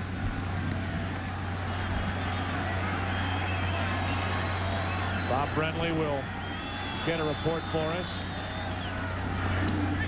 1 ball, 1 strike from Martinez. Haven't seen anything harder than 91 miles per hour from Pedro. Normally 95 to 97 with that fastball. Broken bat fly ball to the right side and caught by Stanley to end the inning. So Pedro Martinez does indeed come in and pitch. He has a 1, 2, 3, 4th inning. While they look at Lofton, we'll take a break. 5th inning when we come back. Welcome back to Jacobs Field here in Cleveland. One of America's most enduring corporate images, the Goodyear blimp, is floating overhead, providing these aerial views for tonight's game. The Spirit of Akron, one of 7 airships in the Goodyear blimp fleet. Goodyear now has 2 blimps in Europe, 1 in South America, 1 in Australia, 3 here in the U.S. Garciaparra trying to hold up. DePaula got it past him, strike 1. We're underway in the 5th inning of an 8-8 game. Game 5 of this division series between Boston and Cleveland. 2 quick strikes on Garciaparra. He's homered tonight, been intentionally walked, scored 2 runs. As lethal as Garciaparra is on that fastball, no need to set him up. Stick with the breaking ball.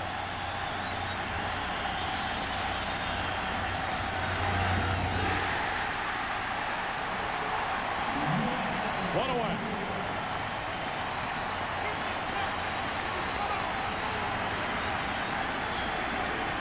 Our friends at NBC will bring you Game 1 tomorrow of the National League Championship Series between the New York Mets and the Atlanta Braves at 8 Eastern. Bob Costas, Joe Morgan, Jim Gray, and then Wednesday night we will bring you Game 1 of either the Red Sox or Indians at the Yankees. Congratulations to the New York Mets and the Atlanta Braves as they move on. Final 2 left in the National League. Time is called at the plate. No pitch. 0-1 on O'Leary, and Dave Roberts is now in center field for the injured Kenny Lofton.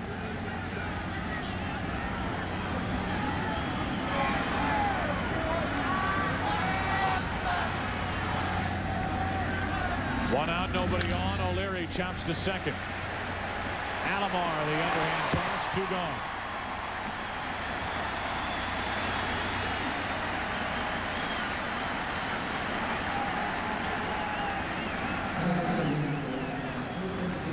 Talk about a disparity in pitchers in the game right now in the decisive game of this best 3 out of 5 series. DePaula not only making the minimum, but making the minimum major league salary for a month. For a month. Facing Pedro Martinez, one of the highest paid players in baseball. Making the Fortune 500 minimum. Yeah, right. Man. 2 balls, no strikes on Stanley.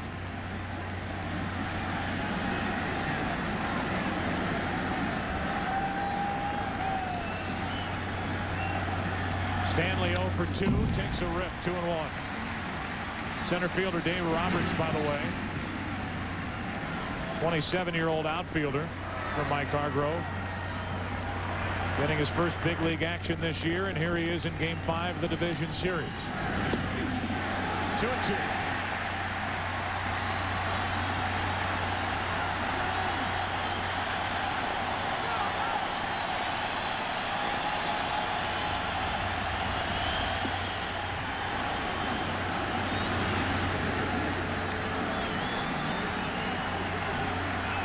The Red Sox threaten to go in order for just the 2nd time tonight. They won't. A 2-out walk. That's the 4th walk handed to the Red Sox this evening. And here is Jason Varitek, who homered last night in Boston. Hit 20 on the regular season, is 0 for 2 tonight. The term "go in order" may be the strangest term this game could offer. Nothing has gone in order. No. On the bases, at the plate, on the mound. What are you looking at? 1 on, 2 out, Varitek.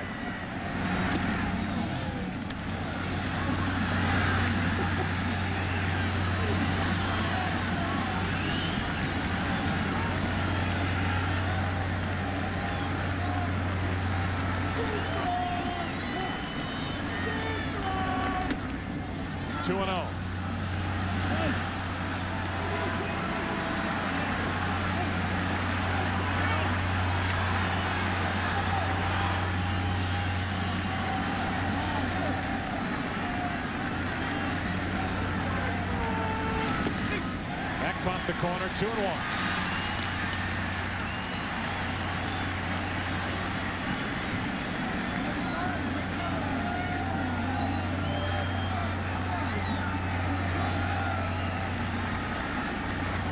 Go ahead run at first with 2 out here in the 5th. 2-2. Good pitching by DePaula there after the fastball on the outside corner. He came back with a slider on the inside corner.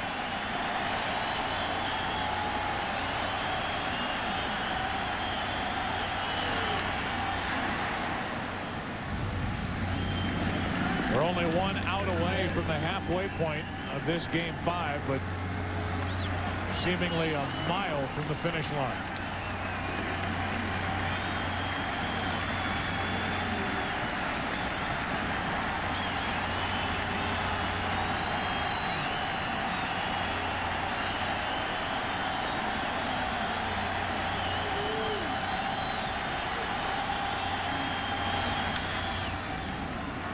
Still 2-2 on Varitek.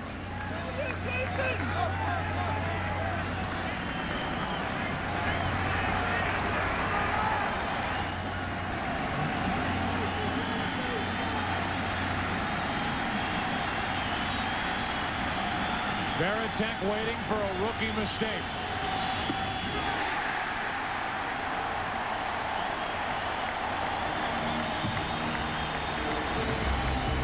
Pedro Martinez back to work. Bottom of the 5th inning, game 5. Tied at 8.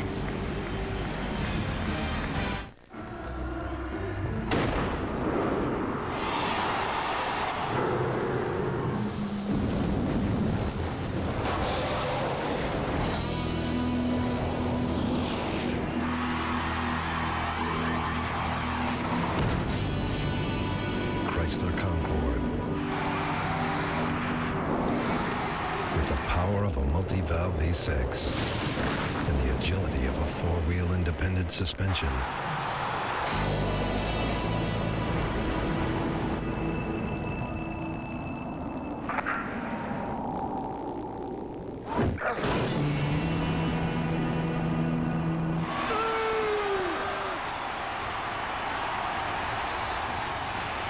I didn't know Davis could move like that.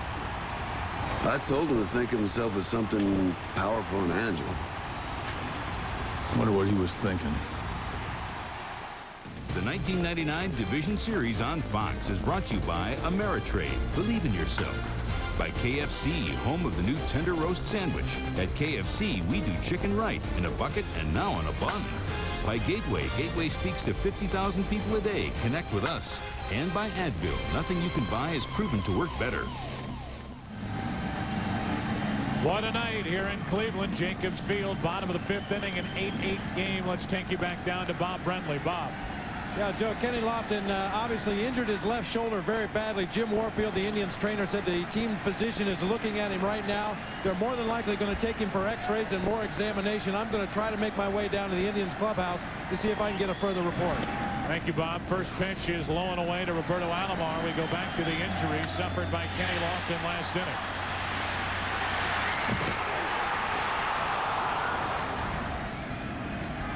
The head first slide at first base as Alomar takes his strike. 1 ball, 1 strike. Lofton is lost for the rest of the night. Who knows how long. Alomar, Ramirez, and Tomey part of the order for the Indians. Strike 2 on Roberto.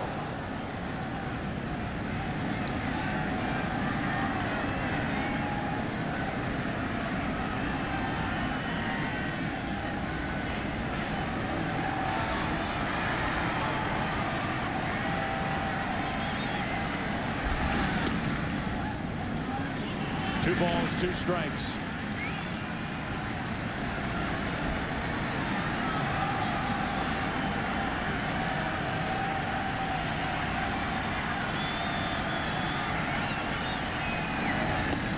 Full count.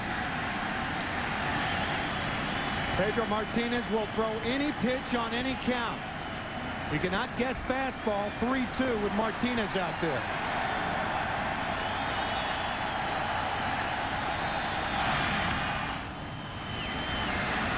To the shortstop, Garciaparra, 1 away.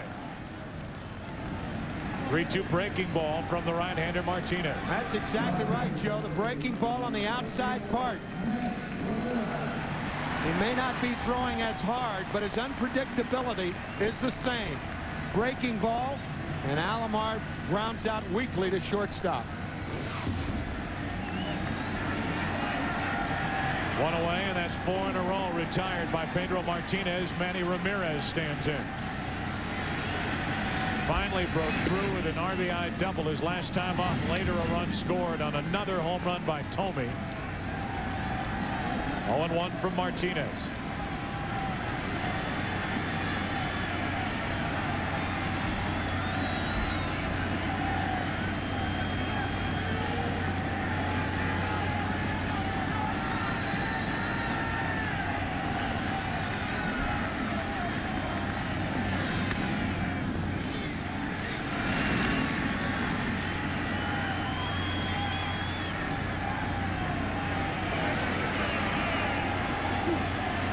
The brothers Martinez, young Pedro on the left, older brother Ramon on the right.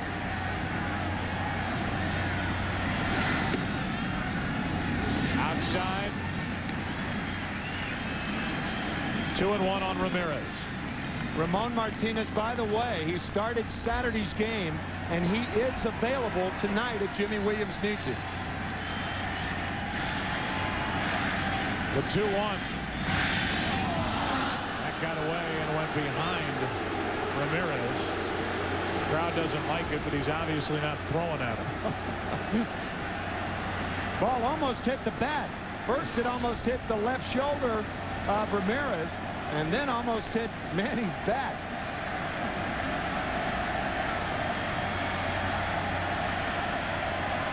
The 3-1. Right down the middle with a 91-mile-per-hour fastball. Full count. Well, his unpredictability, that's what it does. It freezes hitters on hitters' counts. Normally a fastball, he's ripping. You're so surprised when you get one.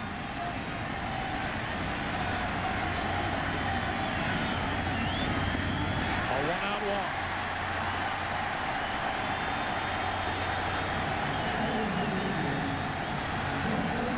Brings in Jim Thome. 2 at-bats, 2 home runs. 477 feet. And then against Derek Lowe, 431 feet. 900 feet of homers tonight for Thome. And 16 in his postseason history. And on the hands, and Thome had the hair taken off his knuckles. 1 ball, no strikes. I loved his reply to you when you asked him about his good friend Mark Clark tonight. Pitcher for the Rangers, out most of the second half. Said, when are you going hunting with Clarkie? He said, I hope early November. 1 ball, no strikes. 1 on, 1 out. 2-0 on Thome. Now with the 16 home runs, Jim Thome has moved ahead of Babe Ruth, albeit in more games and in earlier postseason series. Thome has the division series, the LCS with which to work. Ruth 15 World Series home runs. After a walk to Ramirez, it's 3-0 on Thome.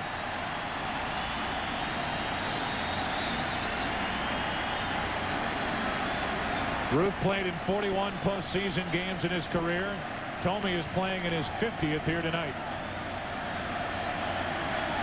Will he be swinging right here 3-0? I'd have to think so. If he's not, nobody is. With 3-0. He took it for a strike, 3-1. And that was the first time, at least, that I've bothered to look where Pedro Martinez approached the mid-90s, 93 with that fastball.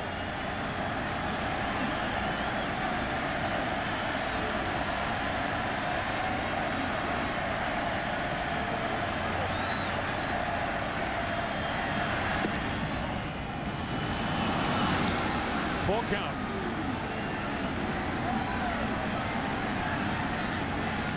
I don't think you send Manny Ramirez here. Jim Thome struck out 171 times this year.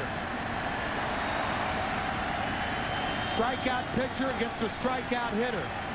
Not a good formula for running. Surprised that they're holding him on. Me too. 3-2 pitch is fouled back. I think Varitek didn't think that Thome fouled the ball. He's out. He did.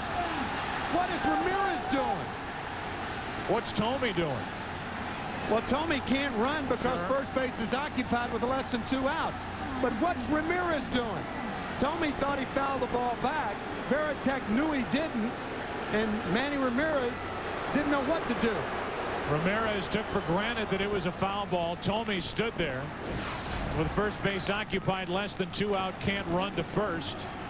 And he clearly swung through it. Varitek missed it. If you're the runner at first base and you see the catcher going after the ball like that, you know he missed the ball. Varitek doesn't need to touch Thome. Thome's automatically out. But what is Manny Ramirez doing? And for that matter, Brian Graham, the first base coach. That's right. Baines, strike 1. Brian Graham stood there with his palms to the sky. And Manny Ramirez, who has had a history of problems on the bases, although those have been curtailed for the most part, is standing at first, the go-ahead run, with 2 out in the inning instead of down at second on the strikeout by Thome. You can say that you thought Thome fouled the ball, but the minute you see Varitek running as hard as he was after the ball, you take off for second. If it's a foul ball, they bring you back.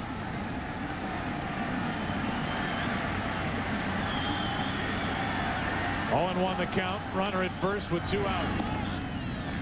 1 ball, 1 strike on Baines. So in an effort to sell the umpire, Thome stood there. When I was making the comment, what's he doing? No help from home plate. As those down at first were standing and watching instead of Ramirez running. We go back. If you're the runner on at first base, this is your key. When Varitek takes off for the ball, what other reason is he running hard for the ball? And Ramirez is standing at first base. Varitek once again needlessly touches Thome, but the Indians could have the go-ahead run in scoring position instead of 90 feet closer to home the other way.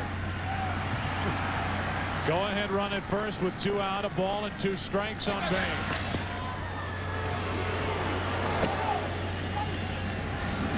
Here's another situation. Baines at the plate, a left-handed batter. Ramirez, who stole 2 bases all year, has yet to steal one this postseason. But they hold against the runner and open up the right side of the infield. 1 ball, 2 strikes. Baines took strike 3 right down the middle.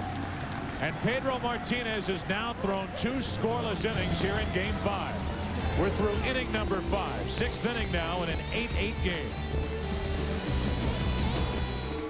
The 1999 Division Series on Fox is brought to you by Visa. It's everywhere you want to be. Jacobs Field down below and Action Central 8-8 after 5. 6th inning now, and Darren Lewis leads off and takes a strike poured in from DePaula. Lewis is doubled.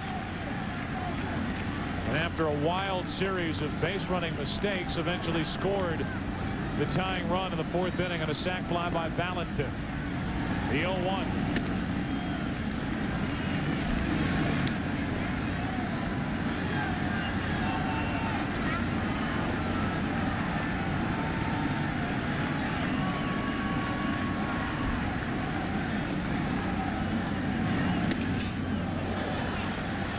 Two balls and a strike on Lewis. what you have to do against Aaron Lewis is you sandwich the right side of the field. The second baseman plays deep. The right fielder plays shallow. First baseman deep to try to cut off that little area in right field. That's where Lewis usually hits the ball. As a matter of fact, 3 of the 6 hits that he has in this series have been in that little area behind Alomar and in front of Ramirez. As you look at Paul Shuey warming for the Indians. 3 balls and a strike on Lewis. The number 8 hitter leading off. Full count. Trot Nixon, who has been a weapon for these Red Sox in this series with 6 RBIs, waits on deck.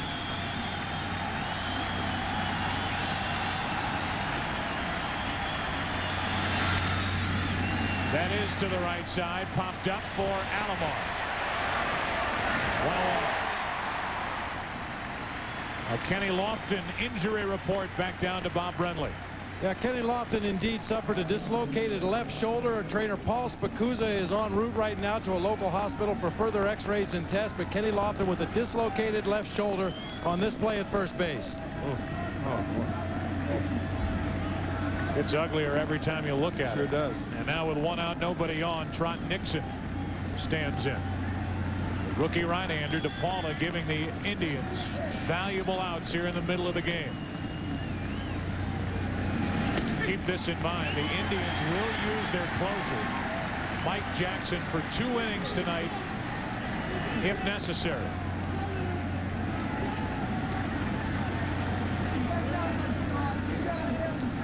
Oh, 0-1 the count. 1-1 on Nixon.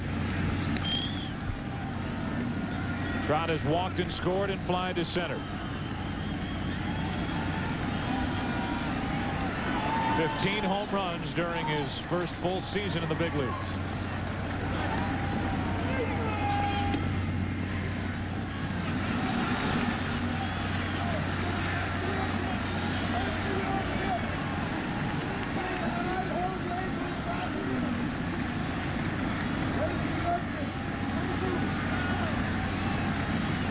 Two balls, 1 strike on Trot Nixon. And now 3-1 as John Shulock does not give DePaula the inside corner. Joe, I think your point a couple of innings ago was well taken, in that regardless of who wins tonight, the torn and tattered remnants of pitching staffs are going to show up at Yankee Stadium on Wednesday night. Nixon pops it into center. Roberts waiting for it. Place of the injured Lofton. 2 out. Friday, catch the most original police drama in years on the series premiere of Ryan Caulfield, Year 1. Then the creator of the X-Files brings you the ultimate mind game, Harsh Realm. It all starts Friday at 8 Eastern, 7 Central, here on Fox. Friday night. 2 out, bases empty for Jose Offerman. He's grounded out, singled, walked.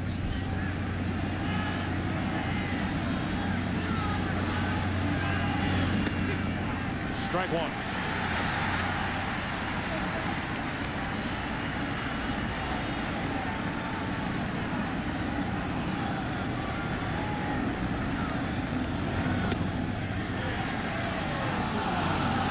One ball, 1 strike.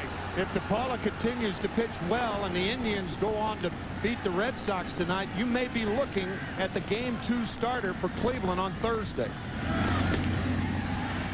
2 balls and a strike at this point. Nobody has any idea if, when the next round rolls in on Wednesday night, who would start for either team. No clue. Offerman pops it up. What a job by the rookie Sean DePaula. Vizquel inning over. For just the 2nd time tonight, the Red Sox go 1-2-3. Bottom of the 6th inning. Still tied at 8. His grace on the field can't be matched. His contributions can't be missed. His homers travel 450 feet. His support goes even farther. Major League Baseball Charities has teamed with the Boys and Girls Clubs of America. Together, we're giving kids a world of opportunities. He has the drive to be a big leaguer, but hasn't forgotten what it takes to be a little kid.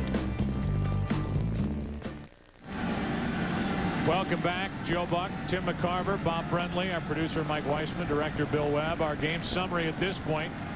Thome, 2 home runs, 4 RBIs, now 3rd in the all-time list. Postseason home runs. O'Leary, by far the single biggest swing of the night. A 4-run swing and a grand slam he hit after an intentional walk to Garciaparra in the 3rd inning. The bottom of the game summary was the report on Kenny Lofton, who will spend the night at Lutheran Hospital. Dislocated shoulder. They popped his shoulder back in, and he will be obviously reevaluated tomorrow. Martinez back to the hill. 0-1 the count on Wil Cordero, and now Will backs out wisely. Pedro Martinez continued to bring it to the plate. Actually, no timeout was granted, so it's a 1-ball, 1-strike count. DePaul is finished for the night. I would argue this if I'm Jimmy Williams. To me, Cordero steps out. Home plate umpire John Shulak says that he did not call time in time, and the pitch was ruled a ball when Martinez gave up throwing the ball to home. So it's a 1-1 count instead of 0-1, and now a strike to make it 1-2. So again, on that second pitch, Cordero stepped out as if he had time. He wasn't granted time, so the pitch counted. And now to count 1-2. Fryman and Alomar will follow. 2-2. Nobody knows Martinez better than Wil Cordero. He played behind Martinez for 3 years with Montreal as a shortstop. Doesn't know him well enough. Swing and a miss. Goodbye. That's 3 consecutive strikeouts for Pedro Martinez. And out number 1 here in the 6th inning. It brings in Travis Fryman, who back in the 2nd inning hit a disputed home run into left. Originally ruled that it stayed in play. Eventually the umpires got it right. It hit the yellow line, kicked out of play.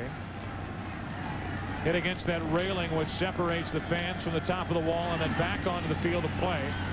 His first career postseason home run. Takes a ball. 1 out of 2 tonight. Breaking ball for a strike.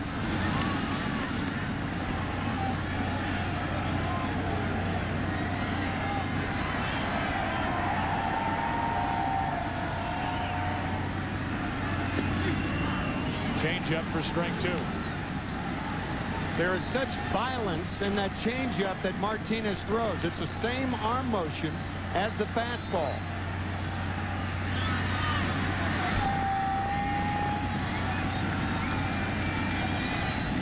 One ball, 2 strikes, and on a changeup, a fly ball into right center for Lewis. 2 gone. Martinez shook his head no 5 times. How many pitches does he have? He's one of the few guys who can shake off a catcher and still throw the changeup. That's how deceptive the pitch is. This is not a real good one. It's left up and out over the plate, but a lazy fly ball by Fryman. So now with 2 out, nobody on, Sandy Alomar Jr. stands in 0 for 2. The number 9 hitter, and a ball in the dirt. Well, if you're just joining us here at Jacobs Field at the half, Monday Night Football, the Jaguars lead the Jets 10-3. Here it's an 8-8 game. Red Sox got out in front. A 2-run home run by Garciaparra in the 1st inning. The Indians came back with 3 in the 1st, capped on a 2-run home run by Thome, 1 of 2 on the night. Troy O'Leary a grand slam for the Red Sox tonight. And you are watching Game 5, the decisive Game 5 of this division series. And the winner of this game will move on Wednesday night, play at Yankee Stadium, and take on the world champions, the start of the American League Championship Series. 2 balls and a strike on Alomar. 3-1.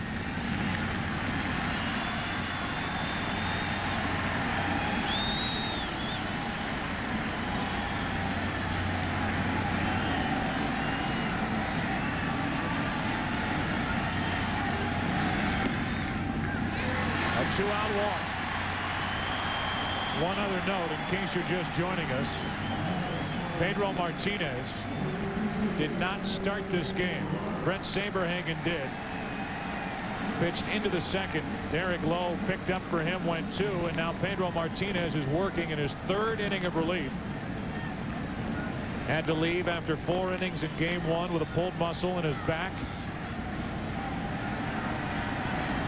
He's healthy enough to pitch and pitching well. 1 on, 2 out for Dave Roberts. First at bat in this game, 2nd of the series, and he takes the ball. Paul Shuey warming up the Indians. You hear it a lot when the National League plays that you clear the pitcher. That walk to Sandy Alomar will at least clear Dave Roberts so that Vizquel can lead off in the bottom of the 7th inning. Of course, you don't know what Roberts is going to do, but clearly right now he's the weakest hitter in the Indian lineup. And for a guy who has been in the minor leagues up until this year when he had some work with the Indians,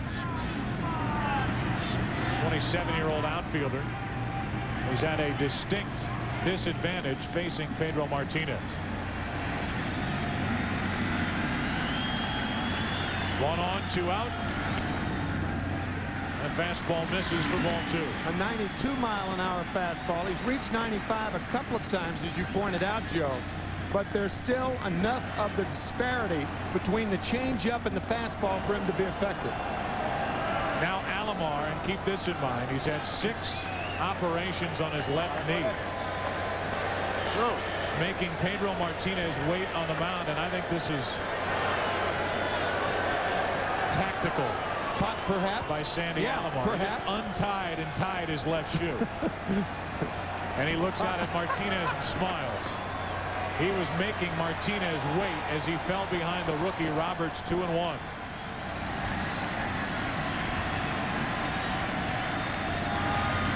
Now 3-1 with Vizquel next. That's a bad pitch right there. It's okay to throw breaking balls and changeups behind a guy, but if there's anybody you can challenge, it's the center fielder that replaced Lofton.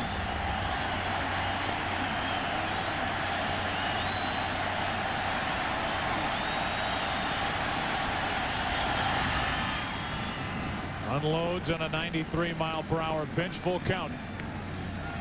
And Alomar, who drew this glance from Pedro Martinez earlier. Oh, Joe, that was great. You picked up on that. That was super. He said, nah, forget all that stuff. Alomar will be off and running with his pitch. Who do you think you're dealing with, right? The best in the business right now, Pedro Martinez, the 3-2 to Roberts. Do it again. And that's what Martinez has to do again. Throw the fastball.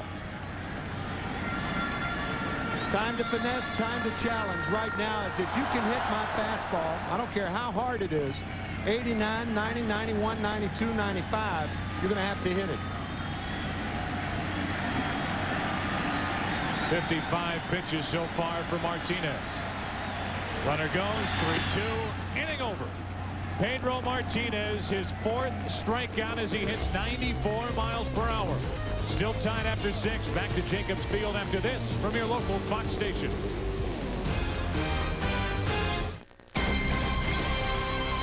A wild one out there in Cleveland tonight. We'll have live post-game reports, including reaction from the locker room, plus Rico Petrocelli and Dennis Eckersley in the studio after the game.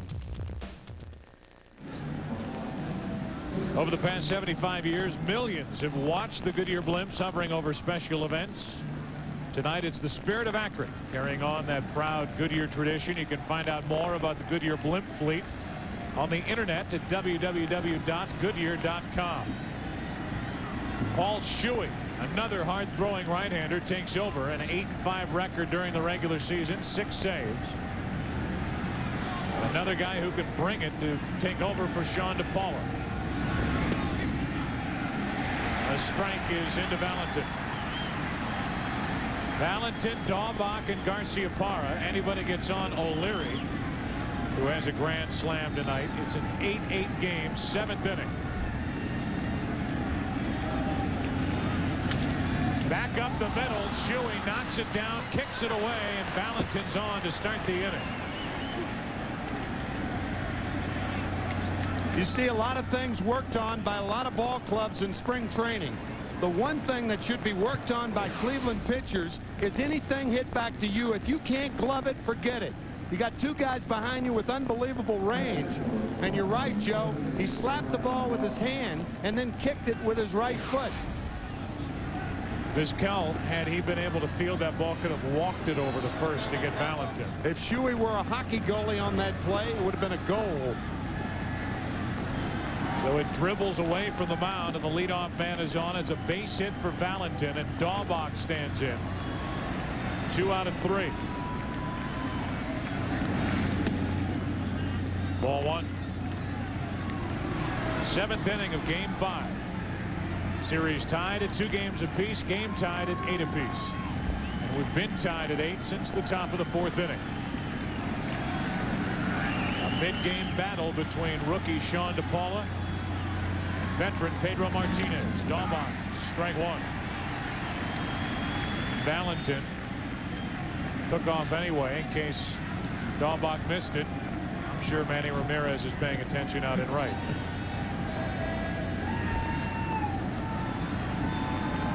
Thinking bunt right here, well, forget about it. If you bunt Valentin over to second base, and that's obviously the reason Jimmy Williams, not only that you have a power hitter up there, you're going to walk Garciaparra anyway. Give your best hitter, far and away your best hitter, every chance to hit. Chased it 97 miles per hour from Shuey. Strike 2. An high fastball. If you put that ball in play, you're only going to pop it up or foul it back.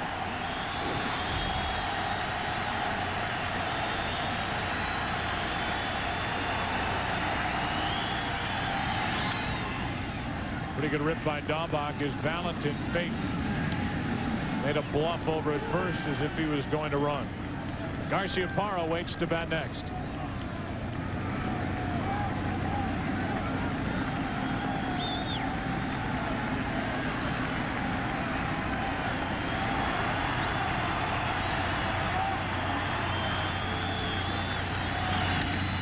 To the right side.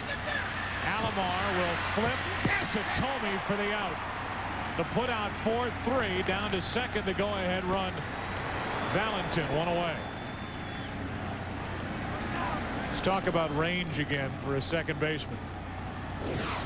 He's gone to his right twice tonight and now to his left. And watch the backhanded flip to Thome. Earlier, backhanded. A ball hit by Jason Varitek going deep. And to end the inning, he goes shallow for the speedier Lewis to get Darren on a play. He's all over the place. You don't even need a first baseman with him on the right side. Just to catch his throw. Yeah, just to catch his throw. That's the only reason. Now time called, and we'll have another decision to be made. Do you walk Garciaparra? They tried this 2 at-bats ago for Nomar. They intentionally walked Garciaparra, and Troy O'Leary bombed a grand slam into right center field. There's more reason to walk him now than there was earlier, in my view.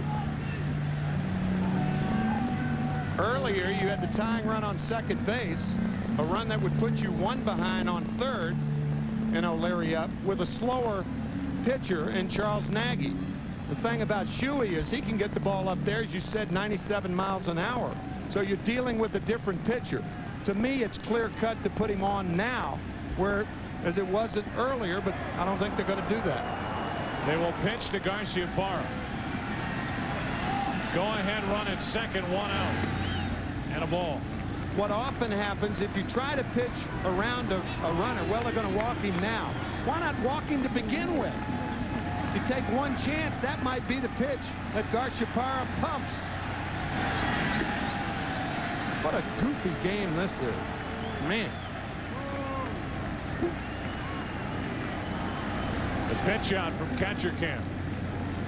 See how much taller Sandy Alomar is than Nomar Garciaparra.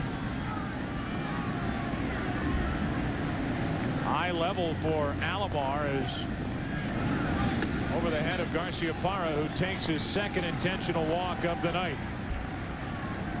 It brings in Troy O'Leary. Back in the third inning, intentional walk to Garciaparra and a grand slam, the first in the history of the Red Sox in the postseason. At the time, it gave Boston a 2-run lead. That was on a lazy breaking ball, Joe. I think you'll get fastballs away here. Into right field, well hit.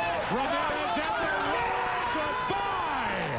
3-run home run, Troy O'Leary. 7 RBIs on the night. His second home run.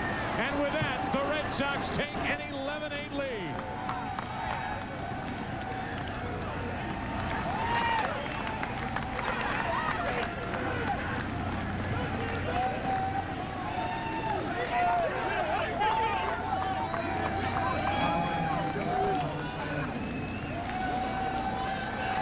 How to make 45,000 people deadly, eerily quiet. They were happy when Garciaparra was walked in the third inning, stunned by the grand slam by O'Leary. Happy with the intentional walk here in the 7th inning, stunned again by O'Leary.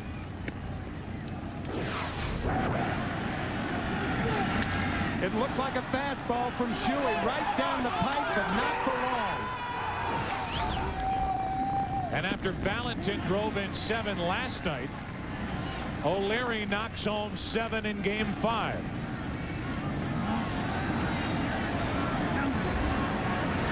Man, what a night for Troy O'Leary, who had a breakthrough season with the Red Sox. Catcher cam, a ball that Alomar never caught.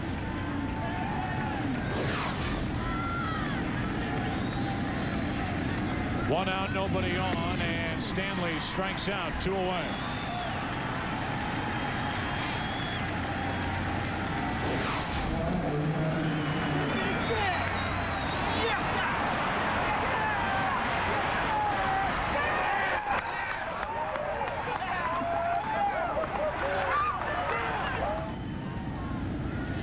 So now with 2 out, nobody on, Jason Varitek, who's hitless tonight,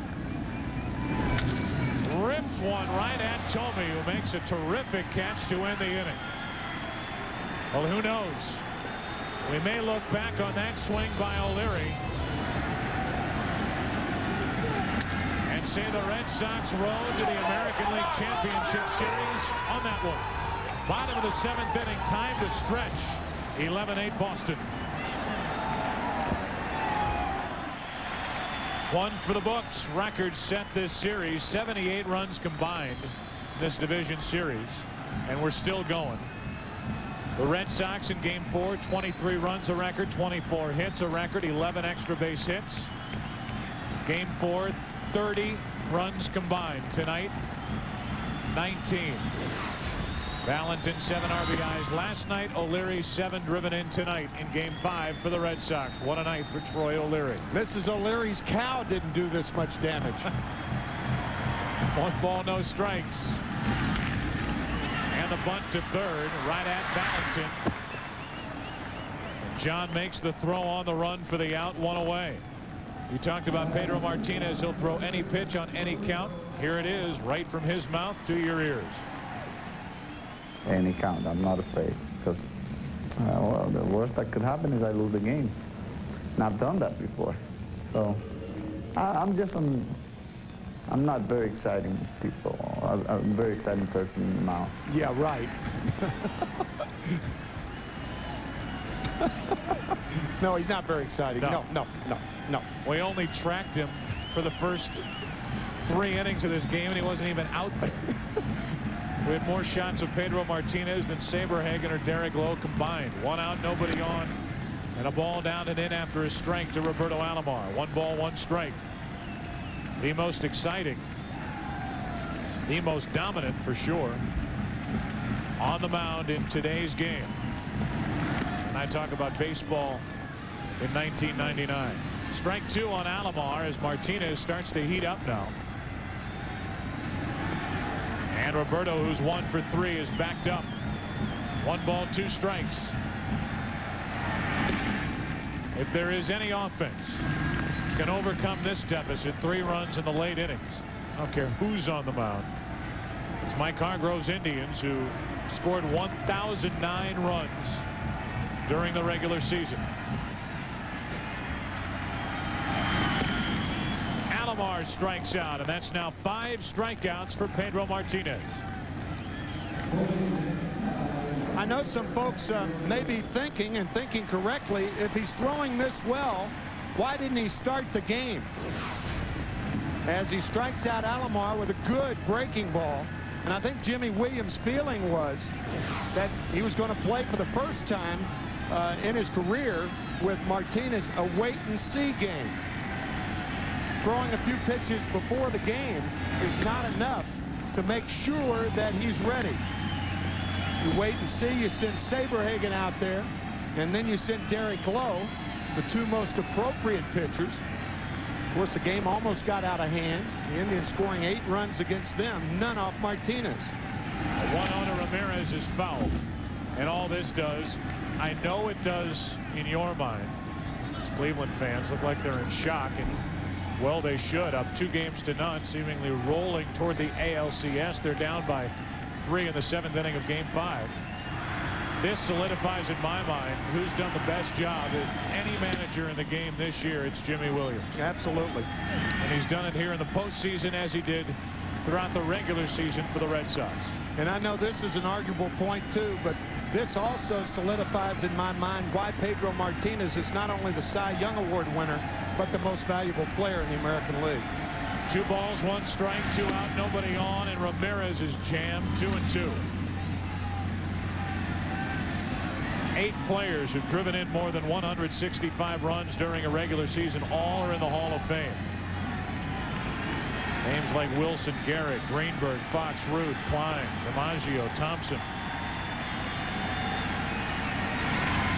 And after driving in 165 runs during the regular season, this has been a nightmare postseason for Manny Ramirez.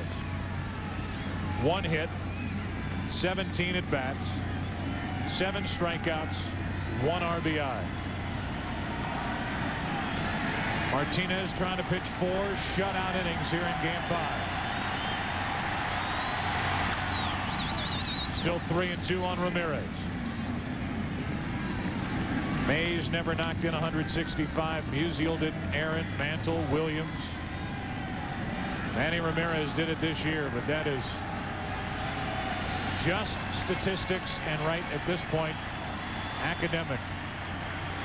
For Ramirez, the Indians, and their fans. 3 balls, 2 strikes, 2 out, nobody on. 7th inning. Inning over. Pedro Martinez strikes out 6. He has worked 4 innings. And the Red Sox 6 outs away from the ALCS. 9 programs, $27. 5 hot dogs, 6 pennants, $45. 1 big puffy hand, $6. Their first big league ball game, priceless. There are some things money can't buy. For everything else, there's MasterCard, the card at the heart of Major League Baseball. Back from the dead, the Red Sox are the 8th team to lose the first 2 games of a best-of-5 postseason series and then come back to force a decisive Game 5. 4 of the previous 7 teams to do it, and each of the last 3 have won. Last time it happened in the division series was in '95. Seattle overcoming the Yankees 2-0 lead. 11-8 Boston out in front. 2 balls, no strikes on Darren Lewis.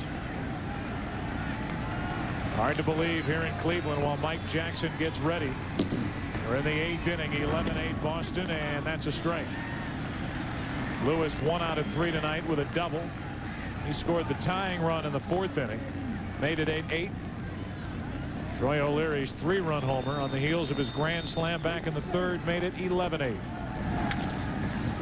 Down the right field line, pretty well hit. Ramirez back into the corner. There to make the catch for the out.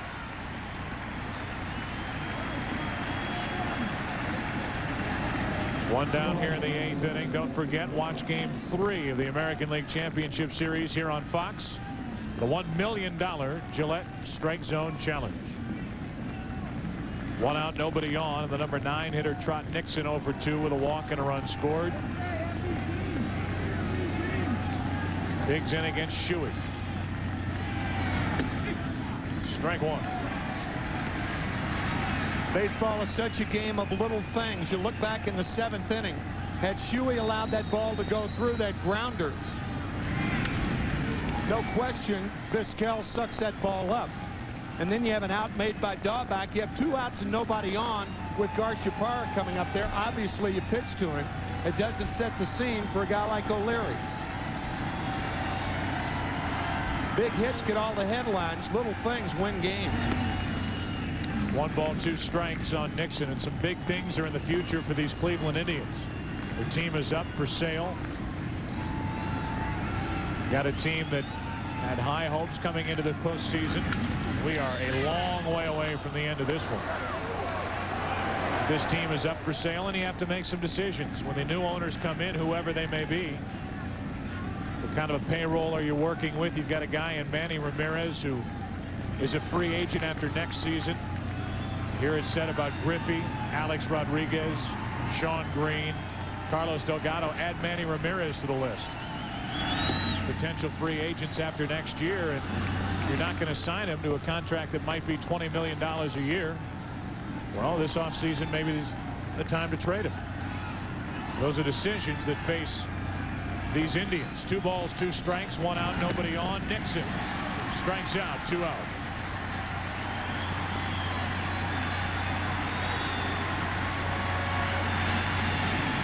Bases empty here in the 8th inning. Back to the top of the order, Jose Offerman.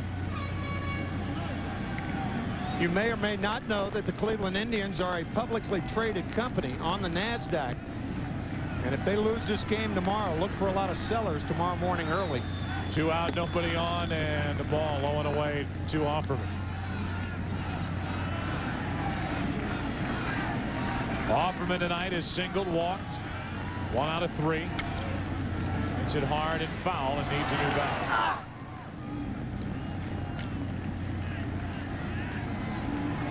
You were talking about Pedro Martinez and why he could be not only the Cy Young but MVP as well. Sporting News put together a formula to try to compare players against their league in certain eras, and then from within that, from era to era. It's difficult at this point to compare the game and the offensive numbers put up to any other era. I mean, you're putting up runs and hitting home runs at an incredible pace in the late 90s as we approach the new millennium. 1 ball, 1 strike. Offerman flies to center. Roberts there to put it away. A 1-2-3 inning. When Pedro Martinez goes back to the mound, we'll finish the argument as to why we feel he should be the MVP.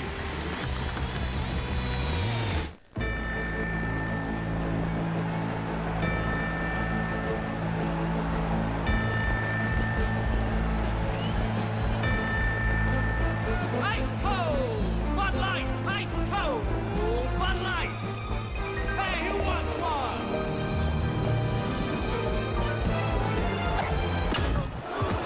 For the great taste that won't fill you up and never let you down, make it a Bud Light. Kid, how many fingers? Taste fine. The 1999 Division Series on Fox is brought to you by Chevrolet Trucks, the most dependable, longest-lasting trucks on the road. By Bud Light, for the great taste that won't fill you up and never let you down, make it a Bud Light.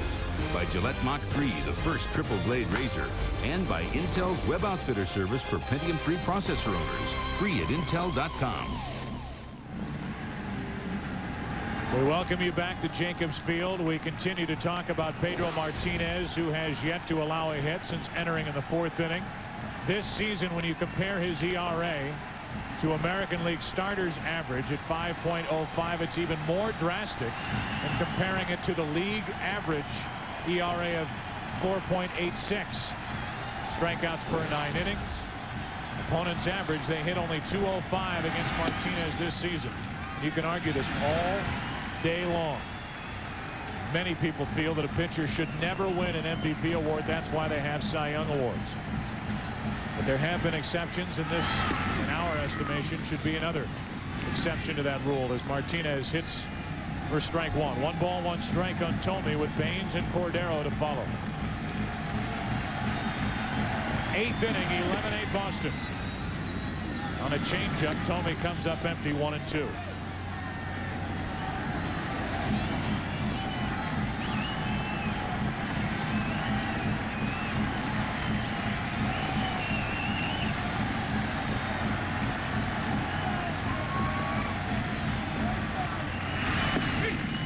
Outside corner, struck him out, 1 away, and that's 7 strikeouts for Pedro Martinez, and it's fitting that a strikeout just occurred.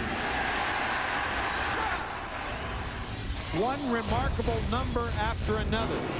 Strikeouts per 9 innings this year, the highest ever, that's per 9 innings, for a starting pitcher.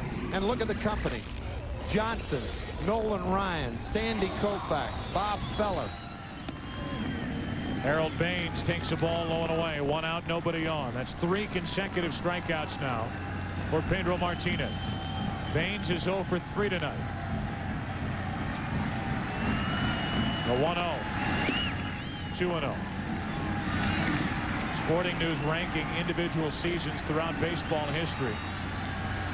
Babe Ruth's 1921 season is the greatest season, according to the Sporting News, in the history of this game by any one individual player. The age of 26, 1921, while playing for the Yankees, calling the Polo Grounds home. He hit 59 home runs, drove in 171 runs. Baines, 2-2.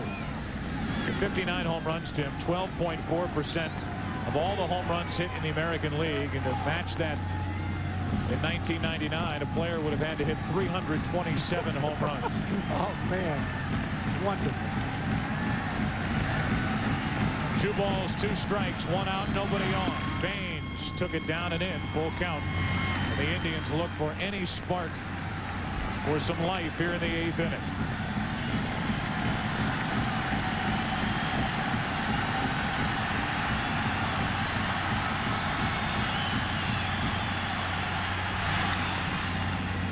Number 2 season all-time Greg Maddux in 1995 when he was 19-2 with an ERA of 1.63.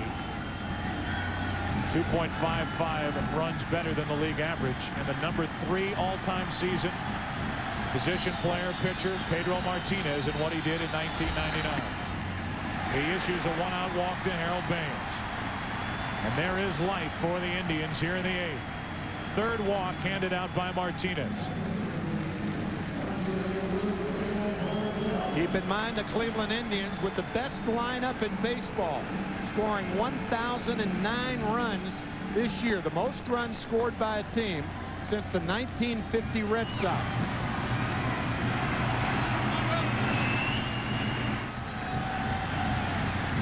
One on, 1 out. Will Cordero takes a strike. 49 come from behind victories this season, most in the American League, and they had to come from behind victory in game 1 of this division series here against the Red Sox. Cordero with an 0-1 count. To 3rd, Valentin will make the play at 2nd for the 2nd out. And these Indian fans, who are as loud and as involved in the game as any ballpark we visit. Absolutely. Hoping for another base runner to bring up the tying run. Tomorrow, 8 Eastern, Mets and Braves. Bob Costas, Joe Morgan, Jim Gray. The NLCS will get underway tomorrow night, and then we'll be back at you on Wednesday night, 8 Eastern. Either the Red Sox or the Indians at Yankee Stadium.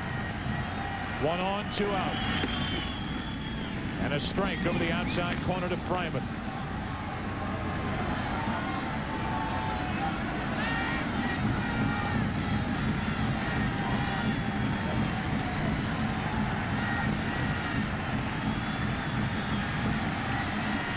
Indians need another base runner here in the 8th inning. That's strike 2.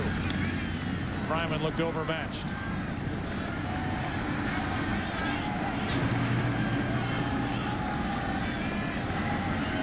No hits in 4 2/3 innings for Martinez. 7 strikeouts, 3 walks.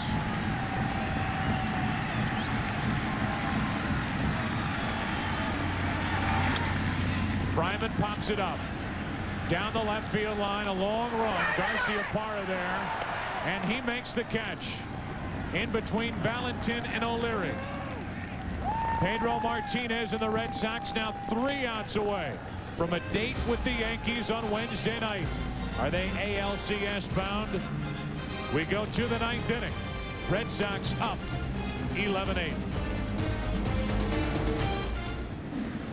Well, Mike Jackson, the closer for the Indians, takes over. He is out there to close nothing except the top of the 9th inning and try to keep it a 3-run game. 39 saves during the regular season. He is the 4th pitcher of the night for Cleveland. Nagy, DePaula, Shuey, and Jackson. Valentin leads it off. Heart of the order will bat again here for the Red Sox. Ball 1. 11-8 Boston.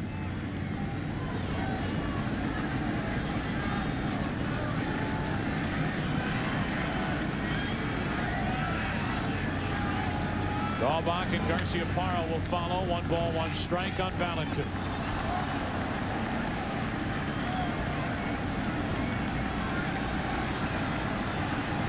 The Indians, 1 game 1, 3-2. 1 game 2, 11-1. Series went back to Boston. Boston won game 3, 9-3 with a 6-run 7th inning. A blowout last night, 23-7 Boston. Tonight, 11-8 in the 9th inning.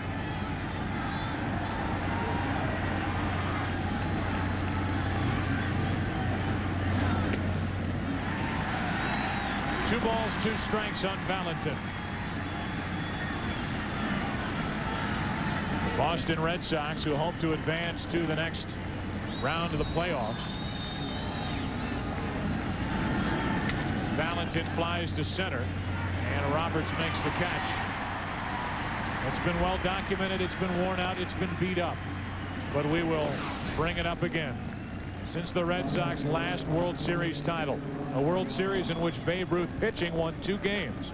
1918, there have been 14 U.S. presidents, 4 U.S. wars, 14 Major League Baseball teams added, 2 U.S. states added.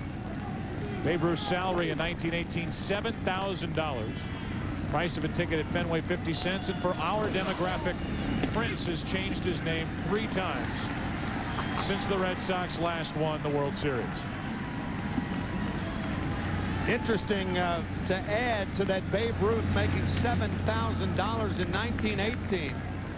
At Pedro Martinez's, as you see the left-hander Real Cormier, Ramon Martinez, and Rod Beck, they've got 3 guys up in the bullpen. What's going on? I've never, I haven't seen this in 30 years. 3 guys going. They're recruiting guys to catch out there. Got to use somebody else's bullpen to do that.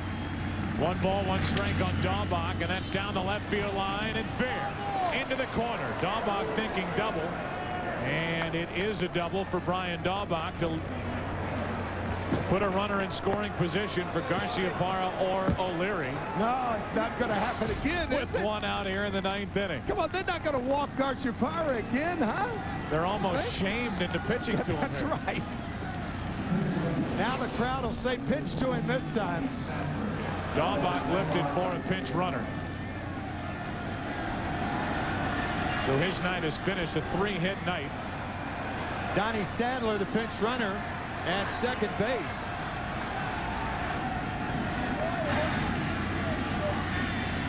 And they will pitch to Garciaparra, strike 1. The ultimate sign of respect for Troy O'Leary and the night he's had here tonight. Garciaparra intentionally walked in the 3rd, O'Leary a grand slam. Garciaparra intentionally walked in the 7th. O'Leary the go-ahead 3-run homer. And if Garciaparra makes an out, it'll probably be O'Leary that'll be walked. The right-handed hitting Stanley behind O'Leary. Garciaparra gets into one to left field. Plays it off the wall. That'll score another run. Sandler to the plate, safe. Garcia-Parra into second, safe. And it's 12-8 Boston.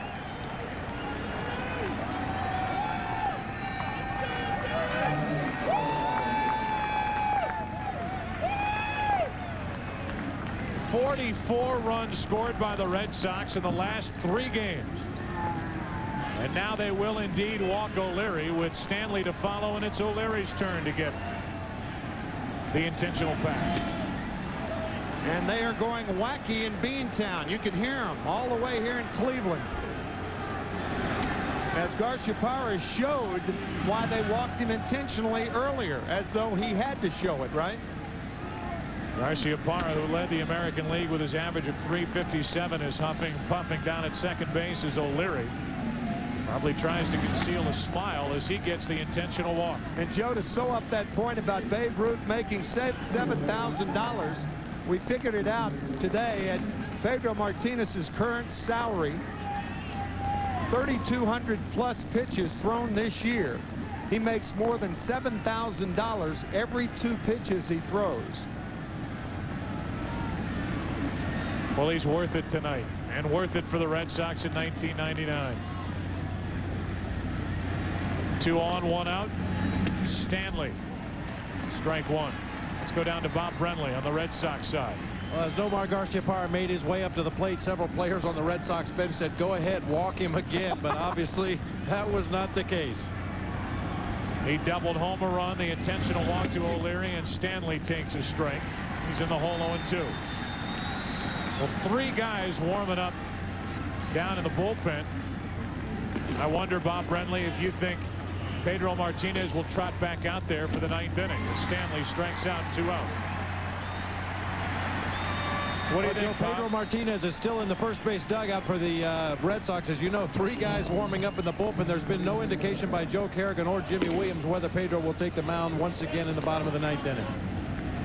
We mentioned Ramon Martinez is getting loose out in the bullpen. He could very well start game 1 of the ALCS. That's right. I'd be awfully hesitant to bring him into a 4-run game in the 9th inning. Somebody's got to start game 1. If they get there. A 4-run lead in the 9th inning. 2 on, 2 out. Veritek took a strike.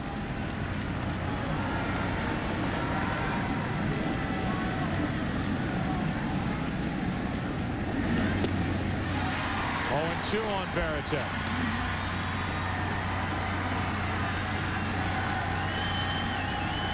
Red Sox leading by 4, looking for more.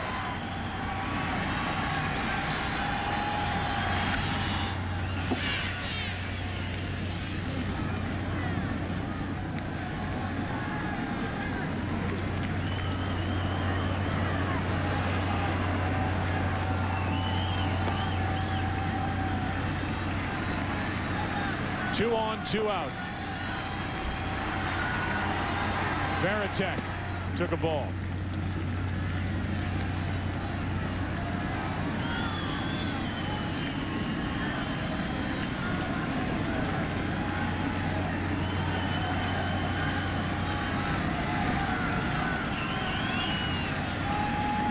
One ball, 2 strikes, and Veritek stays alive.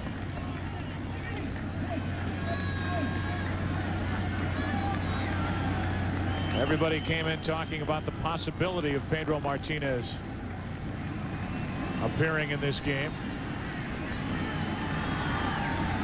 He ended up taking over in the 4th inning. He has not allowed a hit. We're in the 9th. Veritek another foul. 12-8 Boston lead.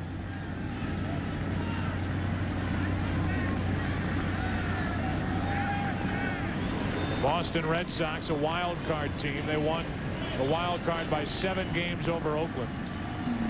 They trailed the Yankees when the curtain came down on the regular season by 4 games.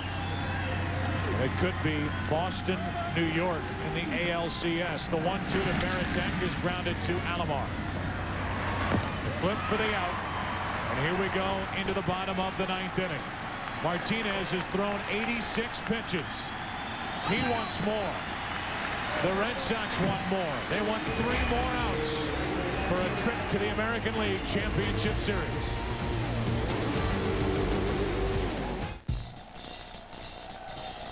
Baseball's postseason rolls on, and the house is rocking. That ball is gone. Got him at second base, and it's long gone. The American League Championship Series on Fox. Game 1, Wednesday night, 8 Eastern, 5 Pacific. We welcome you back to the bottom of the 9th inning. Pedro Martinez taking his warm-up tosses. Why don't we show you Babe Ruth? Sold to the Yankees for the 1920 season. The curse of the Bambino. And those in Boston have to be thinking that maybe the best way, as we close out the millennium, the best way to try to get rid of the curse is to have to go through the Yankees, the team they sold Ruth to for the 1920 season, to get to the World Series. Coming up next, local news except on the West Coast. And for more post-game coverage of this one, tune into your local Fox Sports Net cable station. Enrique Wilson is off the bench to bat for Alomar. And he takes the ball. It'll be Enrique Wilson, then Roberts, who is at least in the on-deck circle, and then Vizquel. 1 ball, 1 strike. 88 pitches for Pedro Martinez. Would you run him back out there for the 9th inning? Yes, I would. Yep. I take no chances right now. Particularly throwing only 86 pitches. Richie Sexson waits on the bench with 116 RBIs. So does David Justice. I would imagine Justice, if his neck were okay, would be the pinch hitter for Roberts, but he shows no sign of taking his jacket off. The 2-1 to the left side. Garciaparra in the hole. Fires. Got it. What a play. Nomar Garciaparra in the hole takes a leadoff hit away from Enrique Wilson. Jimmy Williams telling us before the game that as much as any play on the infield, Garciaparra works on this play. Going to his right, throwing back across his body with that whip-like motion, that lithe strength, that right arm. I mean, he has a cannon, too. And now with 1 out, nobody on, Dave Roberts is at the plate. I don't understand this. You've got Richie Sexson over there. Yeah. I mean, at least Richie Sexson. If you're not going to use Dave Justice, you got to use Richie Sexson, don't you? 116 RBIs. The 0-1. Crowd wanted Roberts to take one off the shoe tops. Take one for the team and get a base runner here in the 9th inning. He got out of the way. 1 ball, 1 strike. Red Sox lead by 4, 9th inning. Hard hit right at Garciaparra. 2 up, 2 down. And the Red Sox are 1 out away from their first American League Championship Series since 1990. These two have never met in the postseason. Of course, that 1-game playoff in 1978 does not count as postseason baseball. Red Sox won this season series 8 games to 4, so they have handled the Yankees at least during the regular season. There's a strike to Vizquel as the Indians are down to their final out in 1999, an offense that scored 1,009 runs, and a team that ran away with the American League Central Division title and now down to their final strike. Pedro Martinez has not allowed a hit since entering in the 4th inning. He has walked 3. He struck out 7. He has Vizquel set up at 0-2. That's down the left field line, foul. The last time the Red Sox were in the ALCS, 1990, they were swept by Oakland, as they were in the ALCS in 1988. Jimmy Williams telling Troy O'Leary, move toward the line, the left field line. Down 2 games to none, the Boston Red Sox have come storming back, and they are in the American League Championship Series. No hits allowed by Pedro Martinez from the 4th inning on.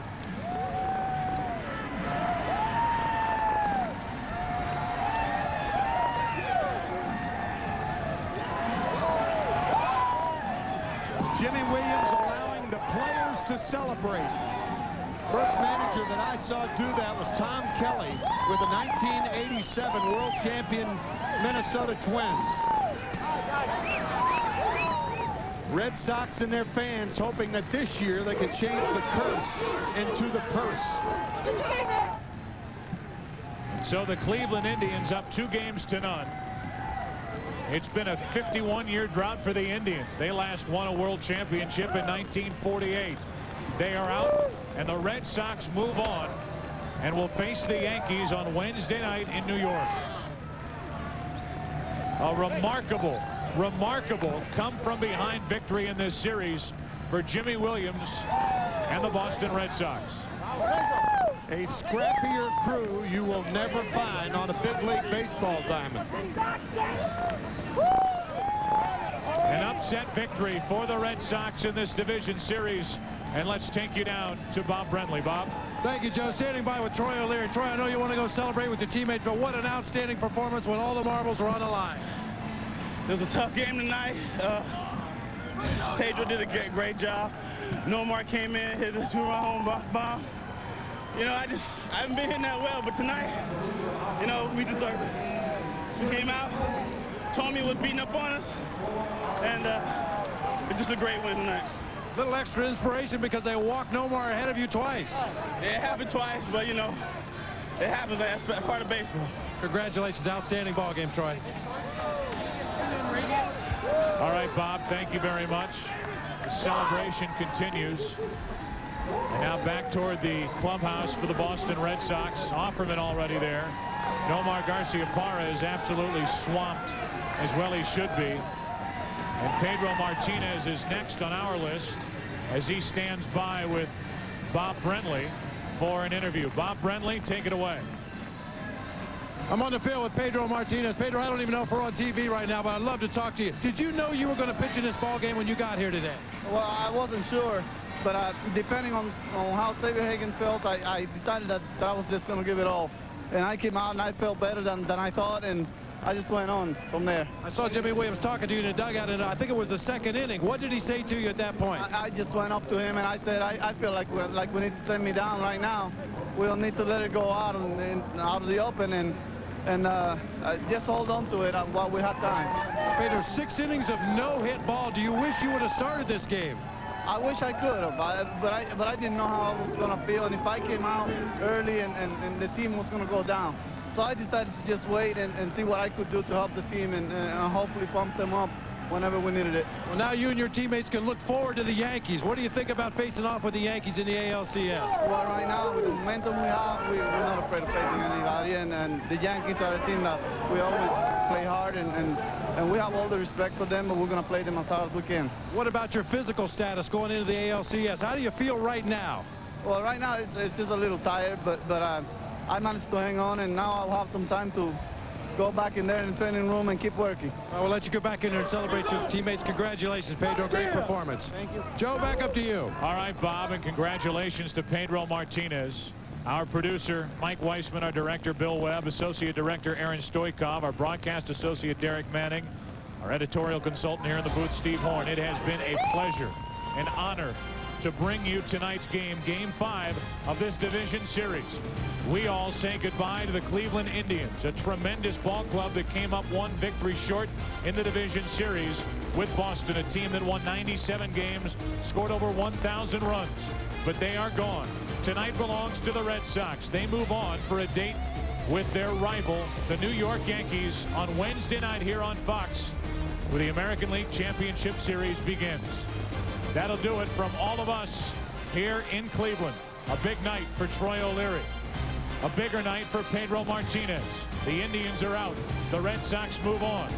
For Tim McCarver and Bob Brenly, I'm Joe Buck. So long from Jacobs Field. Final score here, 12-8 Red Sox. They win the series 3-2. Right now, here's Keith Olbermann and Steve Lyons in the Fox Television Center. Take a deep breath. The ALCS begins on Wednesday night. Good night.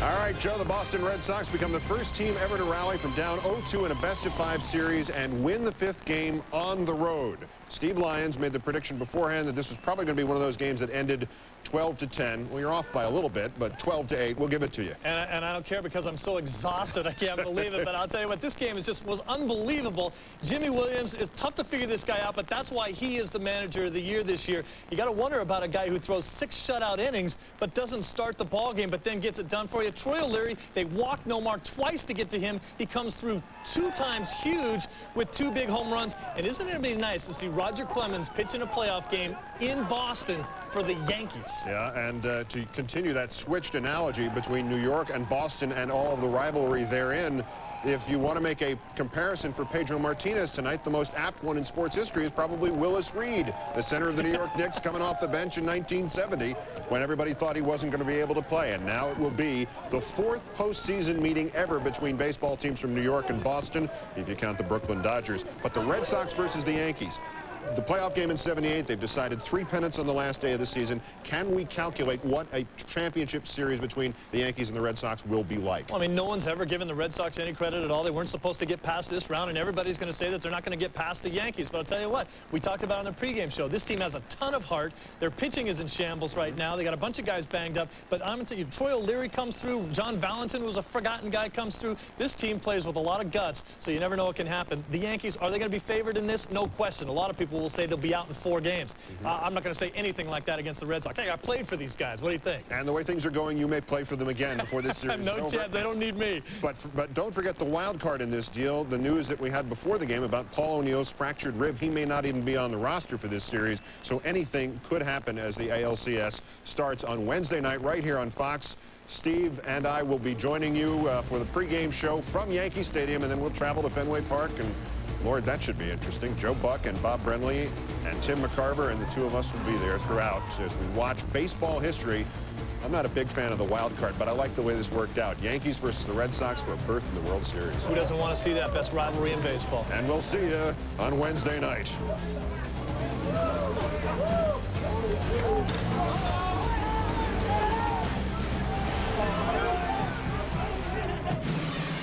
This is the place where champions are crowned, where legends are made, and dreams come true. This has been a presentation of Fox Sports. This is Fox 25 News at 10.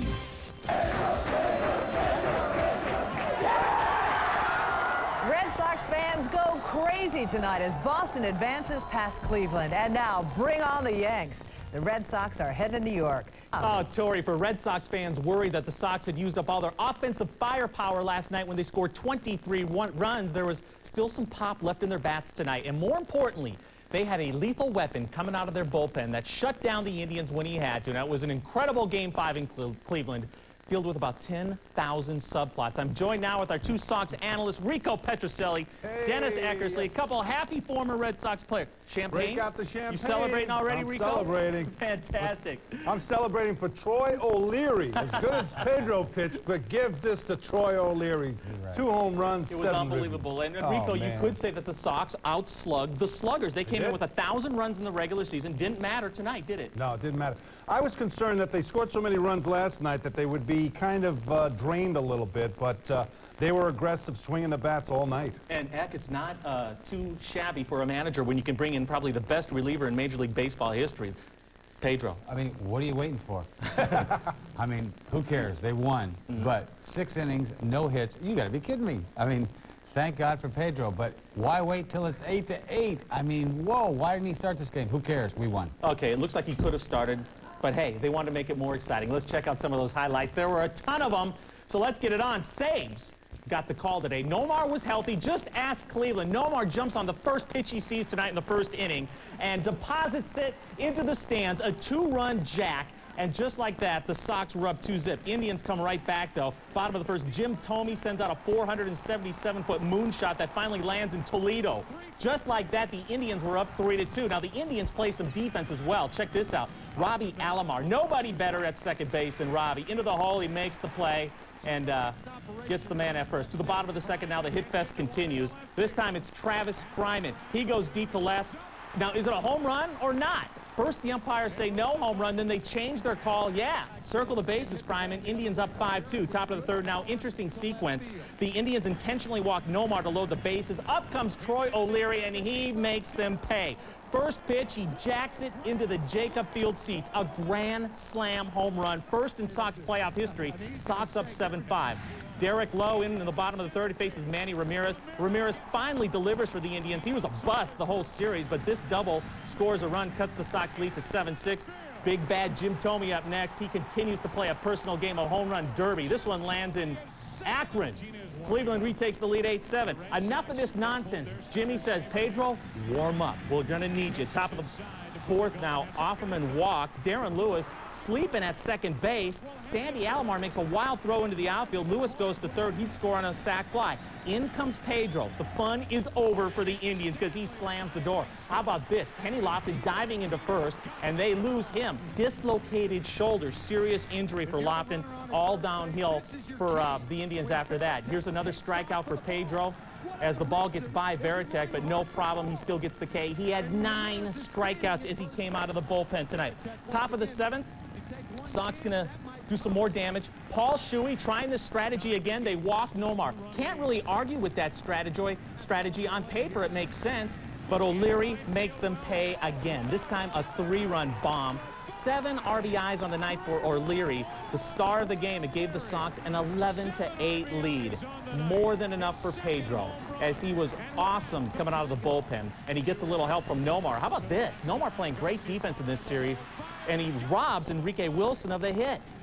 So let's go to the bottom of the 9th, and Pedro, they keep him in. Rod Beck warming up in the bullpen, but hey, no sense to make this any more interesting than it had to be. Pedro slams the door, and like X said, throws a no-no for 6 innings. Unbelievable. Go to the scoreboard. The Sox win it by a final score of 12-8. You see Pedro's numbers. They win the series 3-2, so they're on to the ALCS, and they shut down this Indian team that had 97 wins on the season. Practically unbelievable. Enrico, let me ask you this question. You were talking earlier that this series maybe didn't even have to get this far if Mike Hargrove had made some smarter decisions in Game 3 regarding Jarrett Wright. Well, if I'm John Hart, the general manager of Cleveland, I fire him right now, tonight. Let him sleep it up, and then tomorrow I'll fire him because he brings in Jarrett Wright. Jarrett Wright is the hero of this Red Sox victory because he really got the bats going. He was absolutely terrible, and Hargrove kept him in a long time, and I think that was the difference in this series. And then the Sox just take it from there. They go with the long balls tonight, and really, you know, for a team that's kind of played like a National League club throughout the season, they used the long ball to their advantage tonight, Eck. I mean, a grand slam, a 3-run shot, another 2-run home run for Nomar. I mean, they came out slugging. Did you think they'd be able to keep up this offensive pace after last night's explosive performance? You know, I'll tell you what, when you get down 5-2 in a key game, the game of the year, 5-2, to come back like they did, and then O'Leary, they walk Nomar because they're tired of him hitting dingers. Right. And they throw something soft to O'Leary, twice with something soft, and he's swinging first pitch. Hits a slam the first time, 3-run Johnson the second time. And, I mean, Jimmy Williams, if you talk about managers, I'll tell you what, this guy is living right. Yeah. And hopefully he can live right all the way to the World Series. I'm telling you what, he has done a great job, but I'll tell you what, those guys that play for him, and this is Pedro's year. This is classic. I mean, come on, will you? I mean, this is scripted. You know, 8-8, I think I'll bring my ace in. All right, and here's your man right here, Pedro. You talked about him. Did you expect him to pitch tonight? Were there some mind games that Jimmy was playing with the opponent by keeping maybe a lower profile with Pedro and making it seem like he wouldn't be able to pitch? Well, I'll tell you what, they tricked me because I'll tell you what, last night I was thinking to myself, you know, he was smiling on the bench when they were winning by a ton of runs, right? And I said, if this guy's smiling, that means that he's going to pitch. And then when they didn't start him, I went, well, it must be serious. I was was thinking it might be more shoulder and not so much back, and I was thinking, geez, it must be really serious. But as it turns out, my man, he came out there throwing soft early. He looked like he was a little, you know, tentative. Next thing you know, he started letting it go, but he threw 3-2 breaking balls. He was pitching tonight. Right. You know, I thought there was one inning that Jimmy was he was having a little control trouble, and it looked as though Jimmy was thinking that maybe I'll get him out of there. And was it Beck warming up? Yeah, he was late in the game. Now, psychologically, the Indians are clueless whenever they see Pedro on the mound. They are intimidated by him, aren't they? Well, they're supposed to be intimidated by Lowe, but they figured Lowe out. I mean, first of all, I mean, that's like going to Lowe. I mean, you can only ask so much. They tried to get 5 innings out of him in the first game, and they jumped right in there and tried to get him in there again. The other day, they shouldn't have went to him for the 8th inning. They were winning. They should have got him out of there so he'd be a little stronger. Anyway, it doesn't matter. We're living in the branches right now, and let's just stay there. Beck, I have maybe the toughest question for you right now. Why'd you quit last year? Why did these guys do it this year? We were supposed to do that last year. I kept telling them, I had a speech for everybody. I said, listen, this is going to be my last year. Let's win everything. Meanwhile, here I sit. Why didn't they do it 22 years ago? You get the pitching that they have now. And you, with you, too. Bad timing. All right. Well, needless to say, Sox fans all over were doing everything they could to see this game on any possible television. Carrie Lee Halkett is standing by live at the Sports Depot with a couple hundred new friends. Carrie Lee? Hey, Tom. I'm trying so hard to hear what you're saying, but I'm up to my ears in Red Sox fans, and these are a happy bunch tonight. Check it out. A confident crowd from the start here tonight. Almost everyone told me they knew a win was imminent, and guess what? Tonight, they were right, and they're not shy about celebrating. Here's the crowd live right now in Allston. Here's some reaction from a couple of moments ago. Shocked the world. That's all I got to say. Everybody counted us out. We were down 2-0, but we came back and shocked the world. We're going to win the World Series, baby. This is our year. Clemens, we're coming for you. New York, we got your Yankees, we got your Mets right here. Bring it on, baby. Bring it on. I think this team has represented the city of Boston well all year. We have only 2 superstars. We have a bunch of blue-collar workers that get it done every night. Yeah! All right, they love their team. The hour may be late tonight, but Sox fans here say that they have their priorities straight. It's Red Sox first, it's work second, and they're not worried at this point about getting to work on time. They say half their employers are here at the bar with them tonight. All right, so now that the Sox have clinched the win tonight, their next plan is to get a ticket to Wednesday's game, and then they have to worry about getting there. So stick around. If I survive the crowd, coming up, I'll tell you about some travel options from here down to Yankee Stadium on Wednesday. Back to you for now. Thank you, Carrie Lee. Hopefully, we'll see you again soon.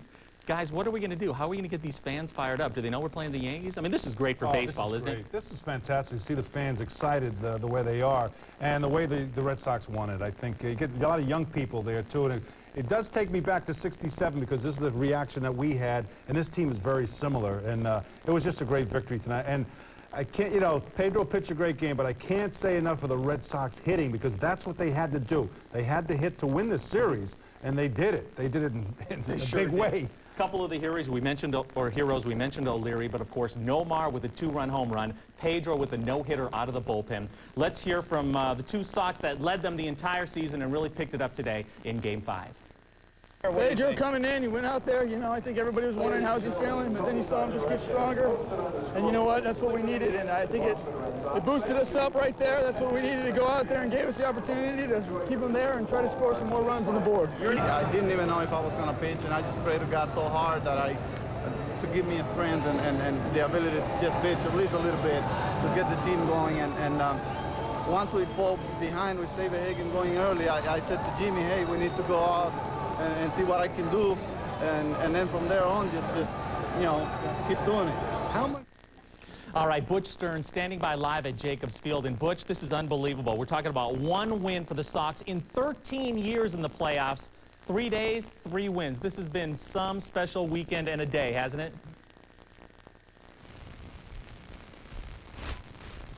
I'm not hearing you guys, but somebody's telling me to go, so I'm going to go. And that's what the Red Sox did tonight here in Cleveland, clinching the ALDS, which means it's on to the ALCS, and obviously a playoff series against the Yankees for the very first time. Yeah, there was that 1-game playoff in 1978. It was madness here tonight. You never thought this game was going to end. The Red Sox finally did it. It was Troy O'Leary's night.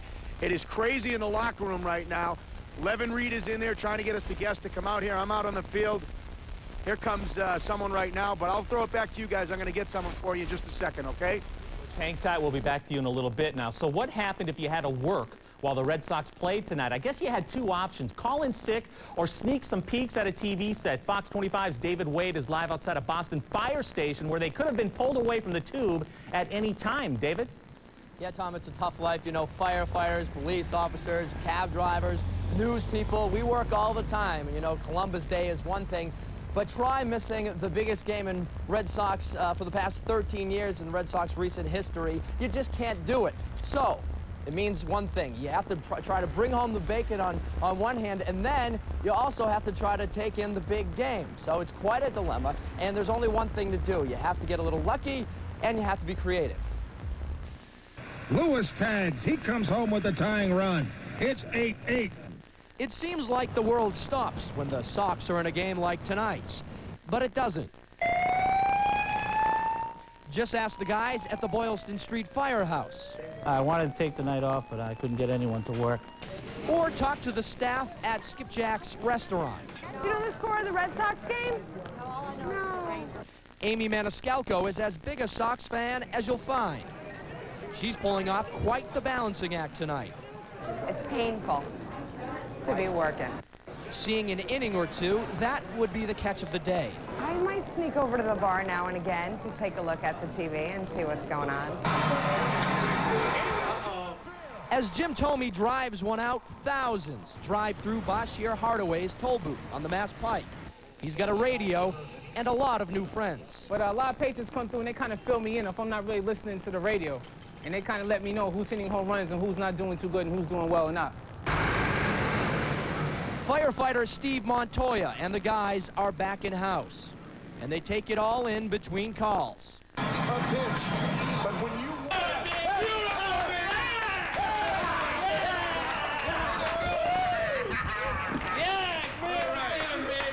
They're happy for the moment. You see, Troy O'Leary is the only thing on fire. It's been quiet so far.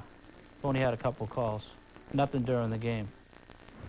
And you know, the firefighters weren't the only ones that were happy. We were talking to a couple police officers just as the game ended, and just when Pedro struck out that last guy, it came across the police two-way radios that it was official. The Red Sox won, and now they're going to play the hated Yankees. That's it. From Boston, back to you guys in the studio. All right, David, thank you very much. And they're going to have to continue to do this now because the ALCS starts Wednesday right here on Fox in New York. We'll preview the Yankees, the Sox next opponent, coming up a little bit later. But first, back to Jacobs Field, where Butch Stearns is surrounded by celebrating Red Sox. Butch? Thank you, Tom, but I think the celebration has almost started to stop. Is that pretty accurate, Mike? I mean, you guys are celebrating tonight, but you're already thinking about the Yankees, aren't you? Well, we're kind of enjoying this one, you know, right now. I mean, I think it's well-deserved to enjoy this night and, you know, wait for a little while before we get back on that flight. Talk about the emotion of playing this game tonight. Well, you know, just to get to Game 5, you know, was an awful big step. You know, we went back to our place down 2-0, and, you know, there was no big speeches, nobody, you know, getting to the forefront yelling at us. Jimmy just kind of got us and said, listen, guys, just take one game at a time, and that's what we did, and, you know, enabled us to get to Game 5. So enjoy this tonight. We'll see you in New York. All right, thank you very much. Thanks, Mike. All right. Back to you guys in Boston. We'll be back with more in Cleveland in a little bit. All right, thanks a lot, Butch. We have much more Sox coverage coming up later in the newscast. Eck, Rico, Butch, and I will be back during sports with more post-game reaction and analysis. Stay tuned, though. We have much more news coming up. The Red Sox win Game 5. Now they're going to take on the Yankees starting in New York. Well, the big news tonight is the Red Sox huge win, and now that the Sox are Bronx-bound, fans will be scrambling to get there too. Fox 25's Carrie Lee Halkett joins us now live with the best way to get into Yankee Stadium for the big series. Carrie Lee. Well, Tori, I'll tell you what, the fan base here is thinned out some. I can finally hear you guys. We're still coming to you live here from Boston, where the fans were just outrageous tonight, really enjoying everything that happened. All right, so they got their win. Now they have to worry about securing a ticket. Then they have to get to New York City. We checked out their options. First pitch, and Red Sox fans say they knew the game was theirs. It is about time, but they've been doing very well all season, so I guess I expected it, especially the way they've handled Cleveland all season long. Diehards are willing to go to any lengths to cheer their team on. We're going to go down to Yankee Stadium, we're going to beat them, and then we're going after the Mets. So now the scramble begins to find championship tickets. Plenty of them are already up for auction at eBay. They're listed in the classifieds and will be sold at ticket outlets around town. The next obstacle fans face is how to get there. How would I get to New York? I'd jump in my car and drive. It's 3 hours. Maybe for some, but many will make the road trip. Shuttles are also abundant between Beantown and the Big Apple, but last-minute airfare can be costly. You can't usually get the best air prices with the advanced purchase requirements and Saturday night stay requirements.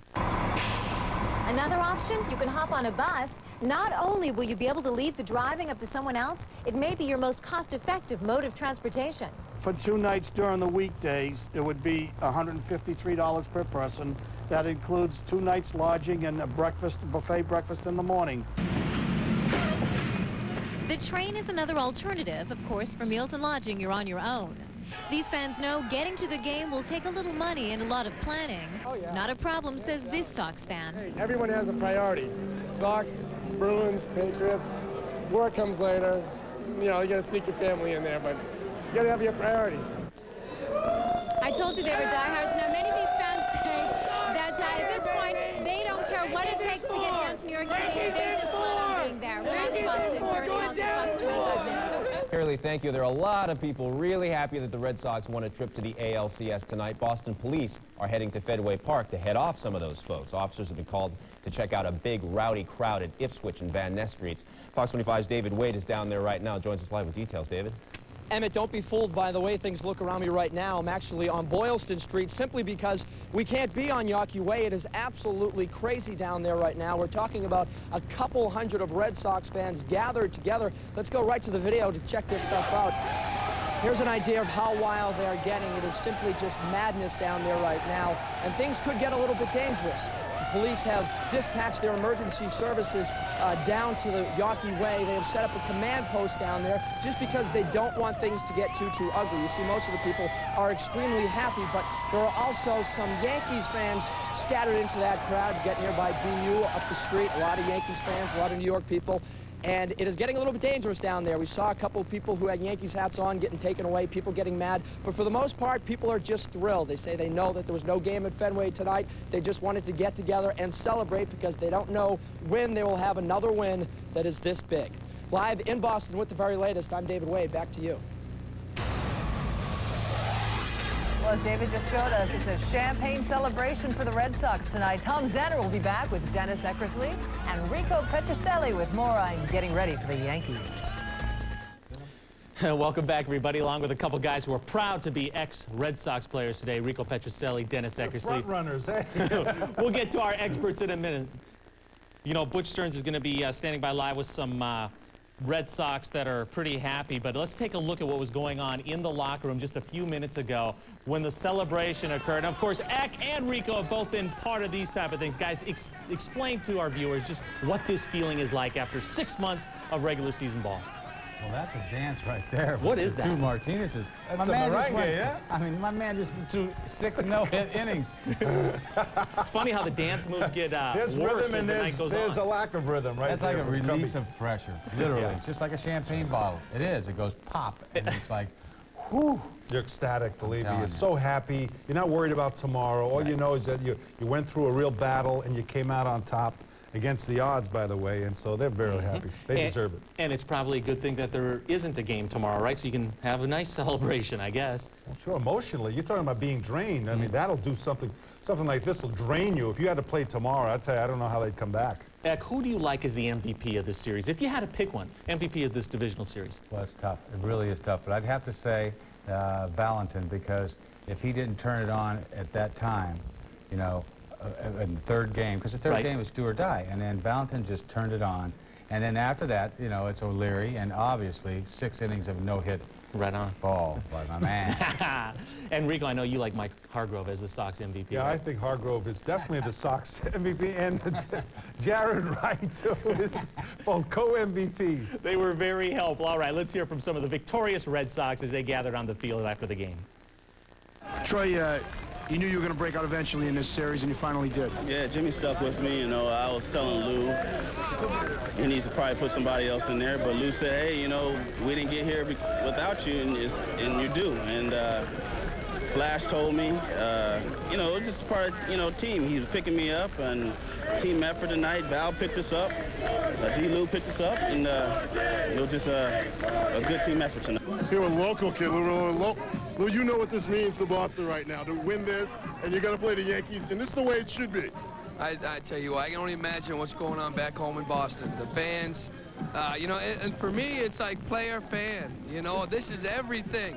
And I can't even imagine what the next series is going to be like. I mean, we got the Sox-Yanks 7-game series.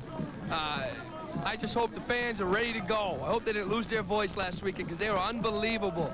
And if they can do what they did against the Yanks, this next weekend they get it going, we're going to come right at those guys. You of all people know what Red Sox-Yankees mean, and besides the playoff game, it's never happened in a play. How big is this series going to be? Well, it should be a lot of fun. We're playing the Yankees for the pennant, and, you know, that's something that we've been looking forward to for a long time. I know a lot of people in the organization deserve a lot of credit for this moment here. You especially. Congratulations, Dan. Well, thanks a lot, but I'll tell you what, you know, Jimmy Williams did a great job. Our minor league people did a great job.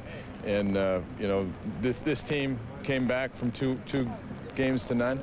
And I'll tell you what, the fans that came to Fenway Park over the weekend, they had a lot to do with that because they got this series turned around. They gave us a clean slate, and they gave us the momentum that we needed to come out here and win this game. We'll see you in New York with clean clothes. Yeah, well, I'm looking forward to it. There aren't many clean clothes in this locker room right now. As a matter of fact, Derek Lowe's here, and I don't think your clothes are too clean right now, but I don't think you care. No, it was tremendous.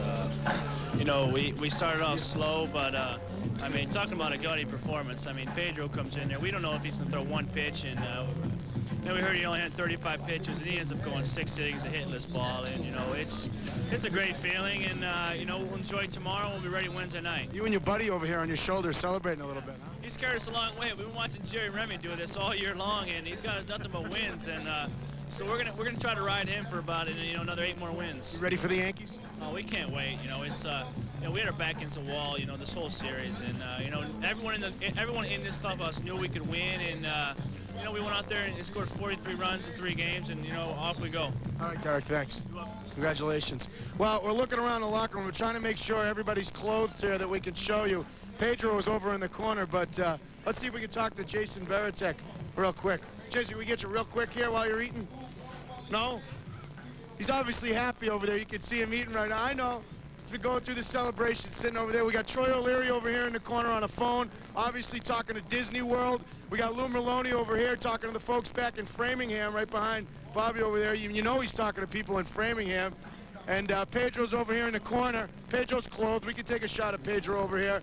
There's Pedro. Maybe Pedro can wave to the folks back home. Well, you can see the scene that's going on here in the locker room, Tom, Rico, and I know Rico and Eck have been in a few of these scenes yourselves, so I'll throw it back to you guys right now. All right, Butch, thanks for keeping it PG-13 rated, right? That was terrific. Great shot. All right, Rico, you get a funny feeling about this year's team and reminding you a little bit of 1967? It does. It really does, because in '67 you had Jim Lonborg, who won the Cy Young Award. You have Pedro, who's all-world, and then Yaz with a Triple Crown year, and Nomar with a fantastic year, batting title, and then everybody else helped out, you know, had real good years, and it's very similar to that type of team. Got a little magic going. Eck in the final seconds here. When's Pedro going to pitch again, do you think?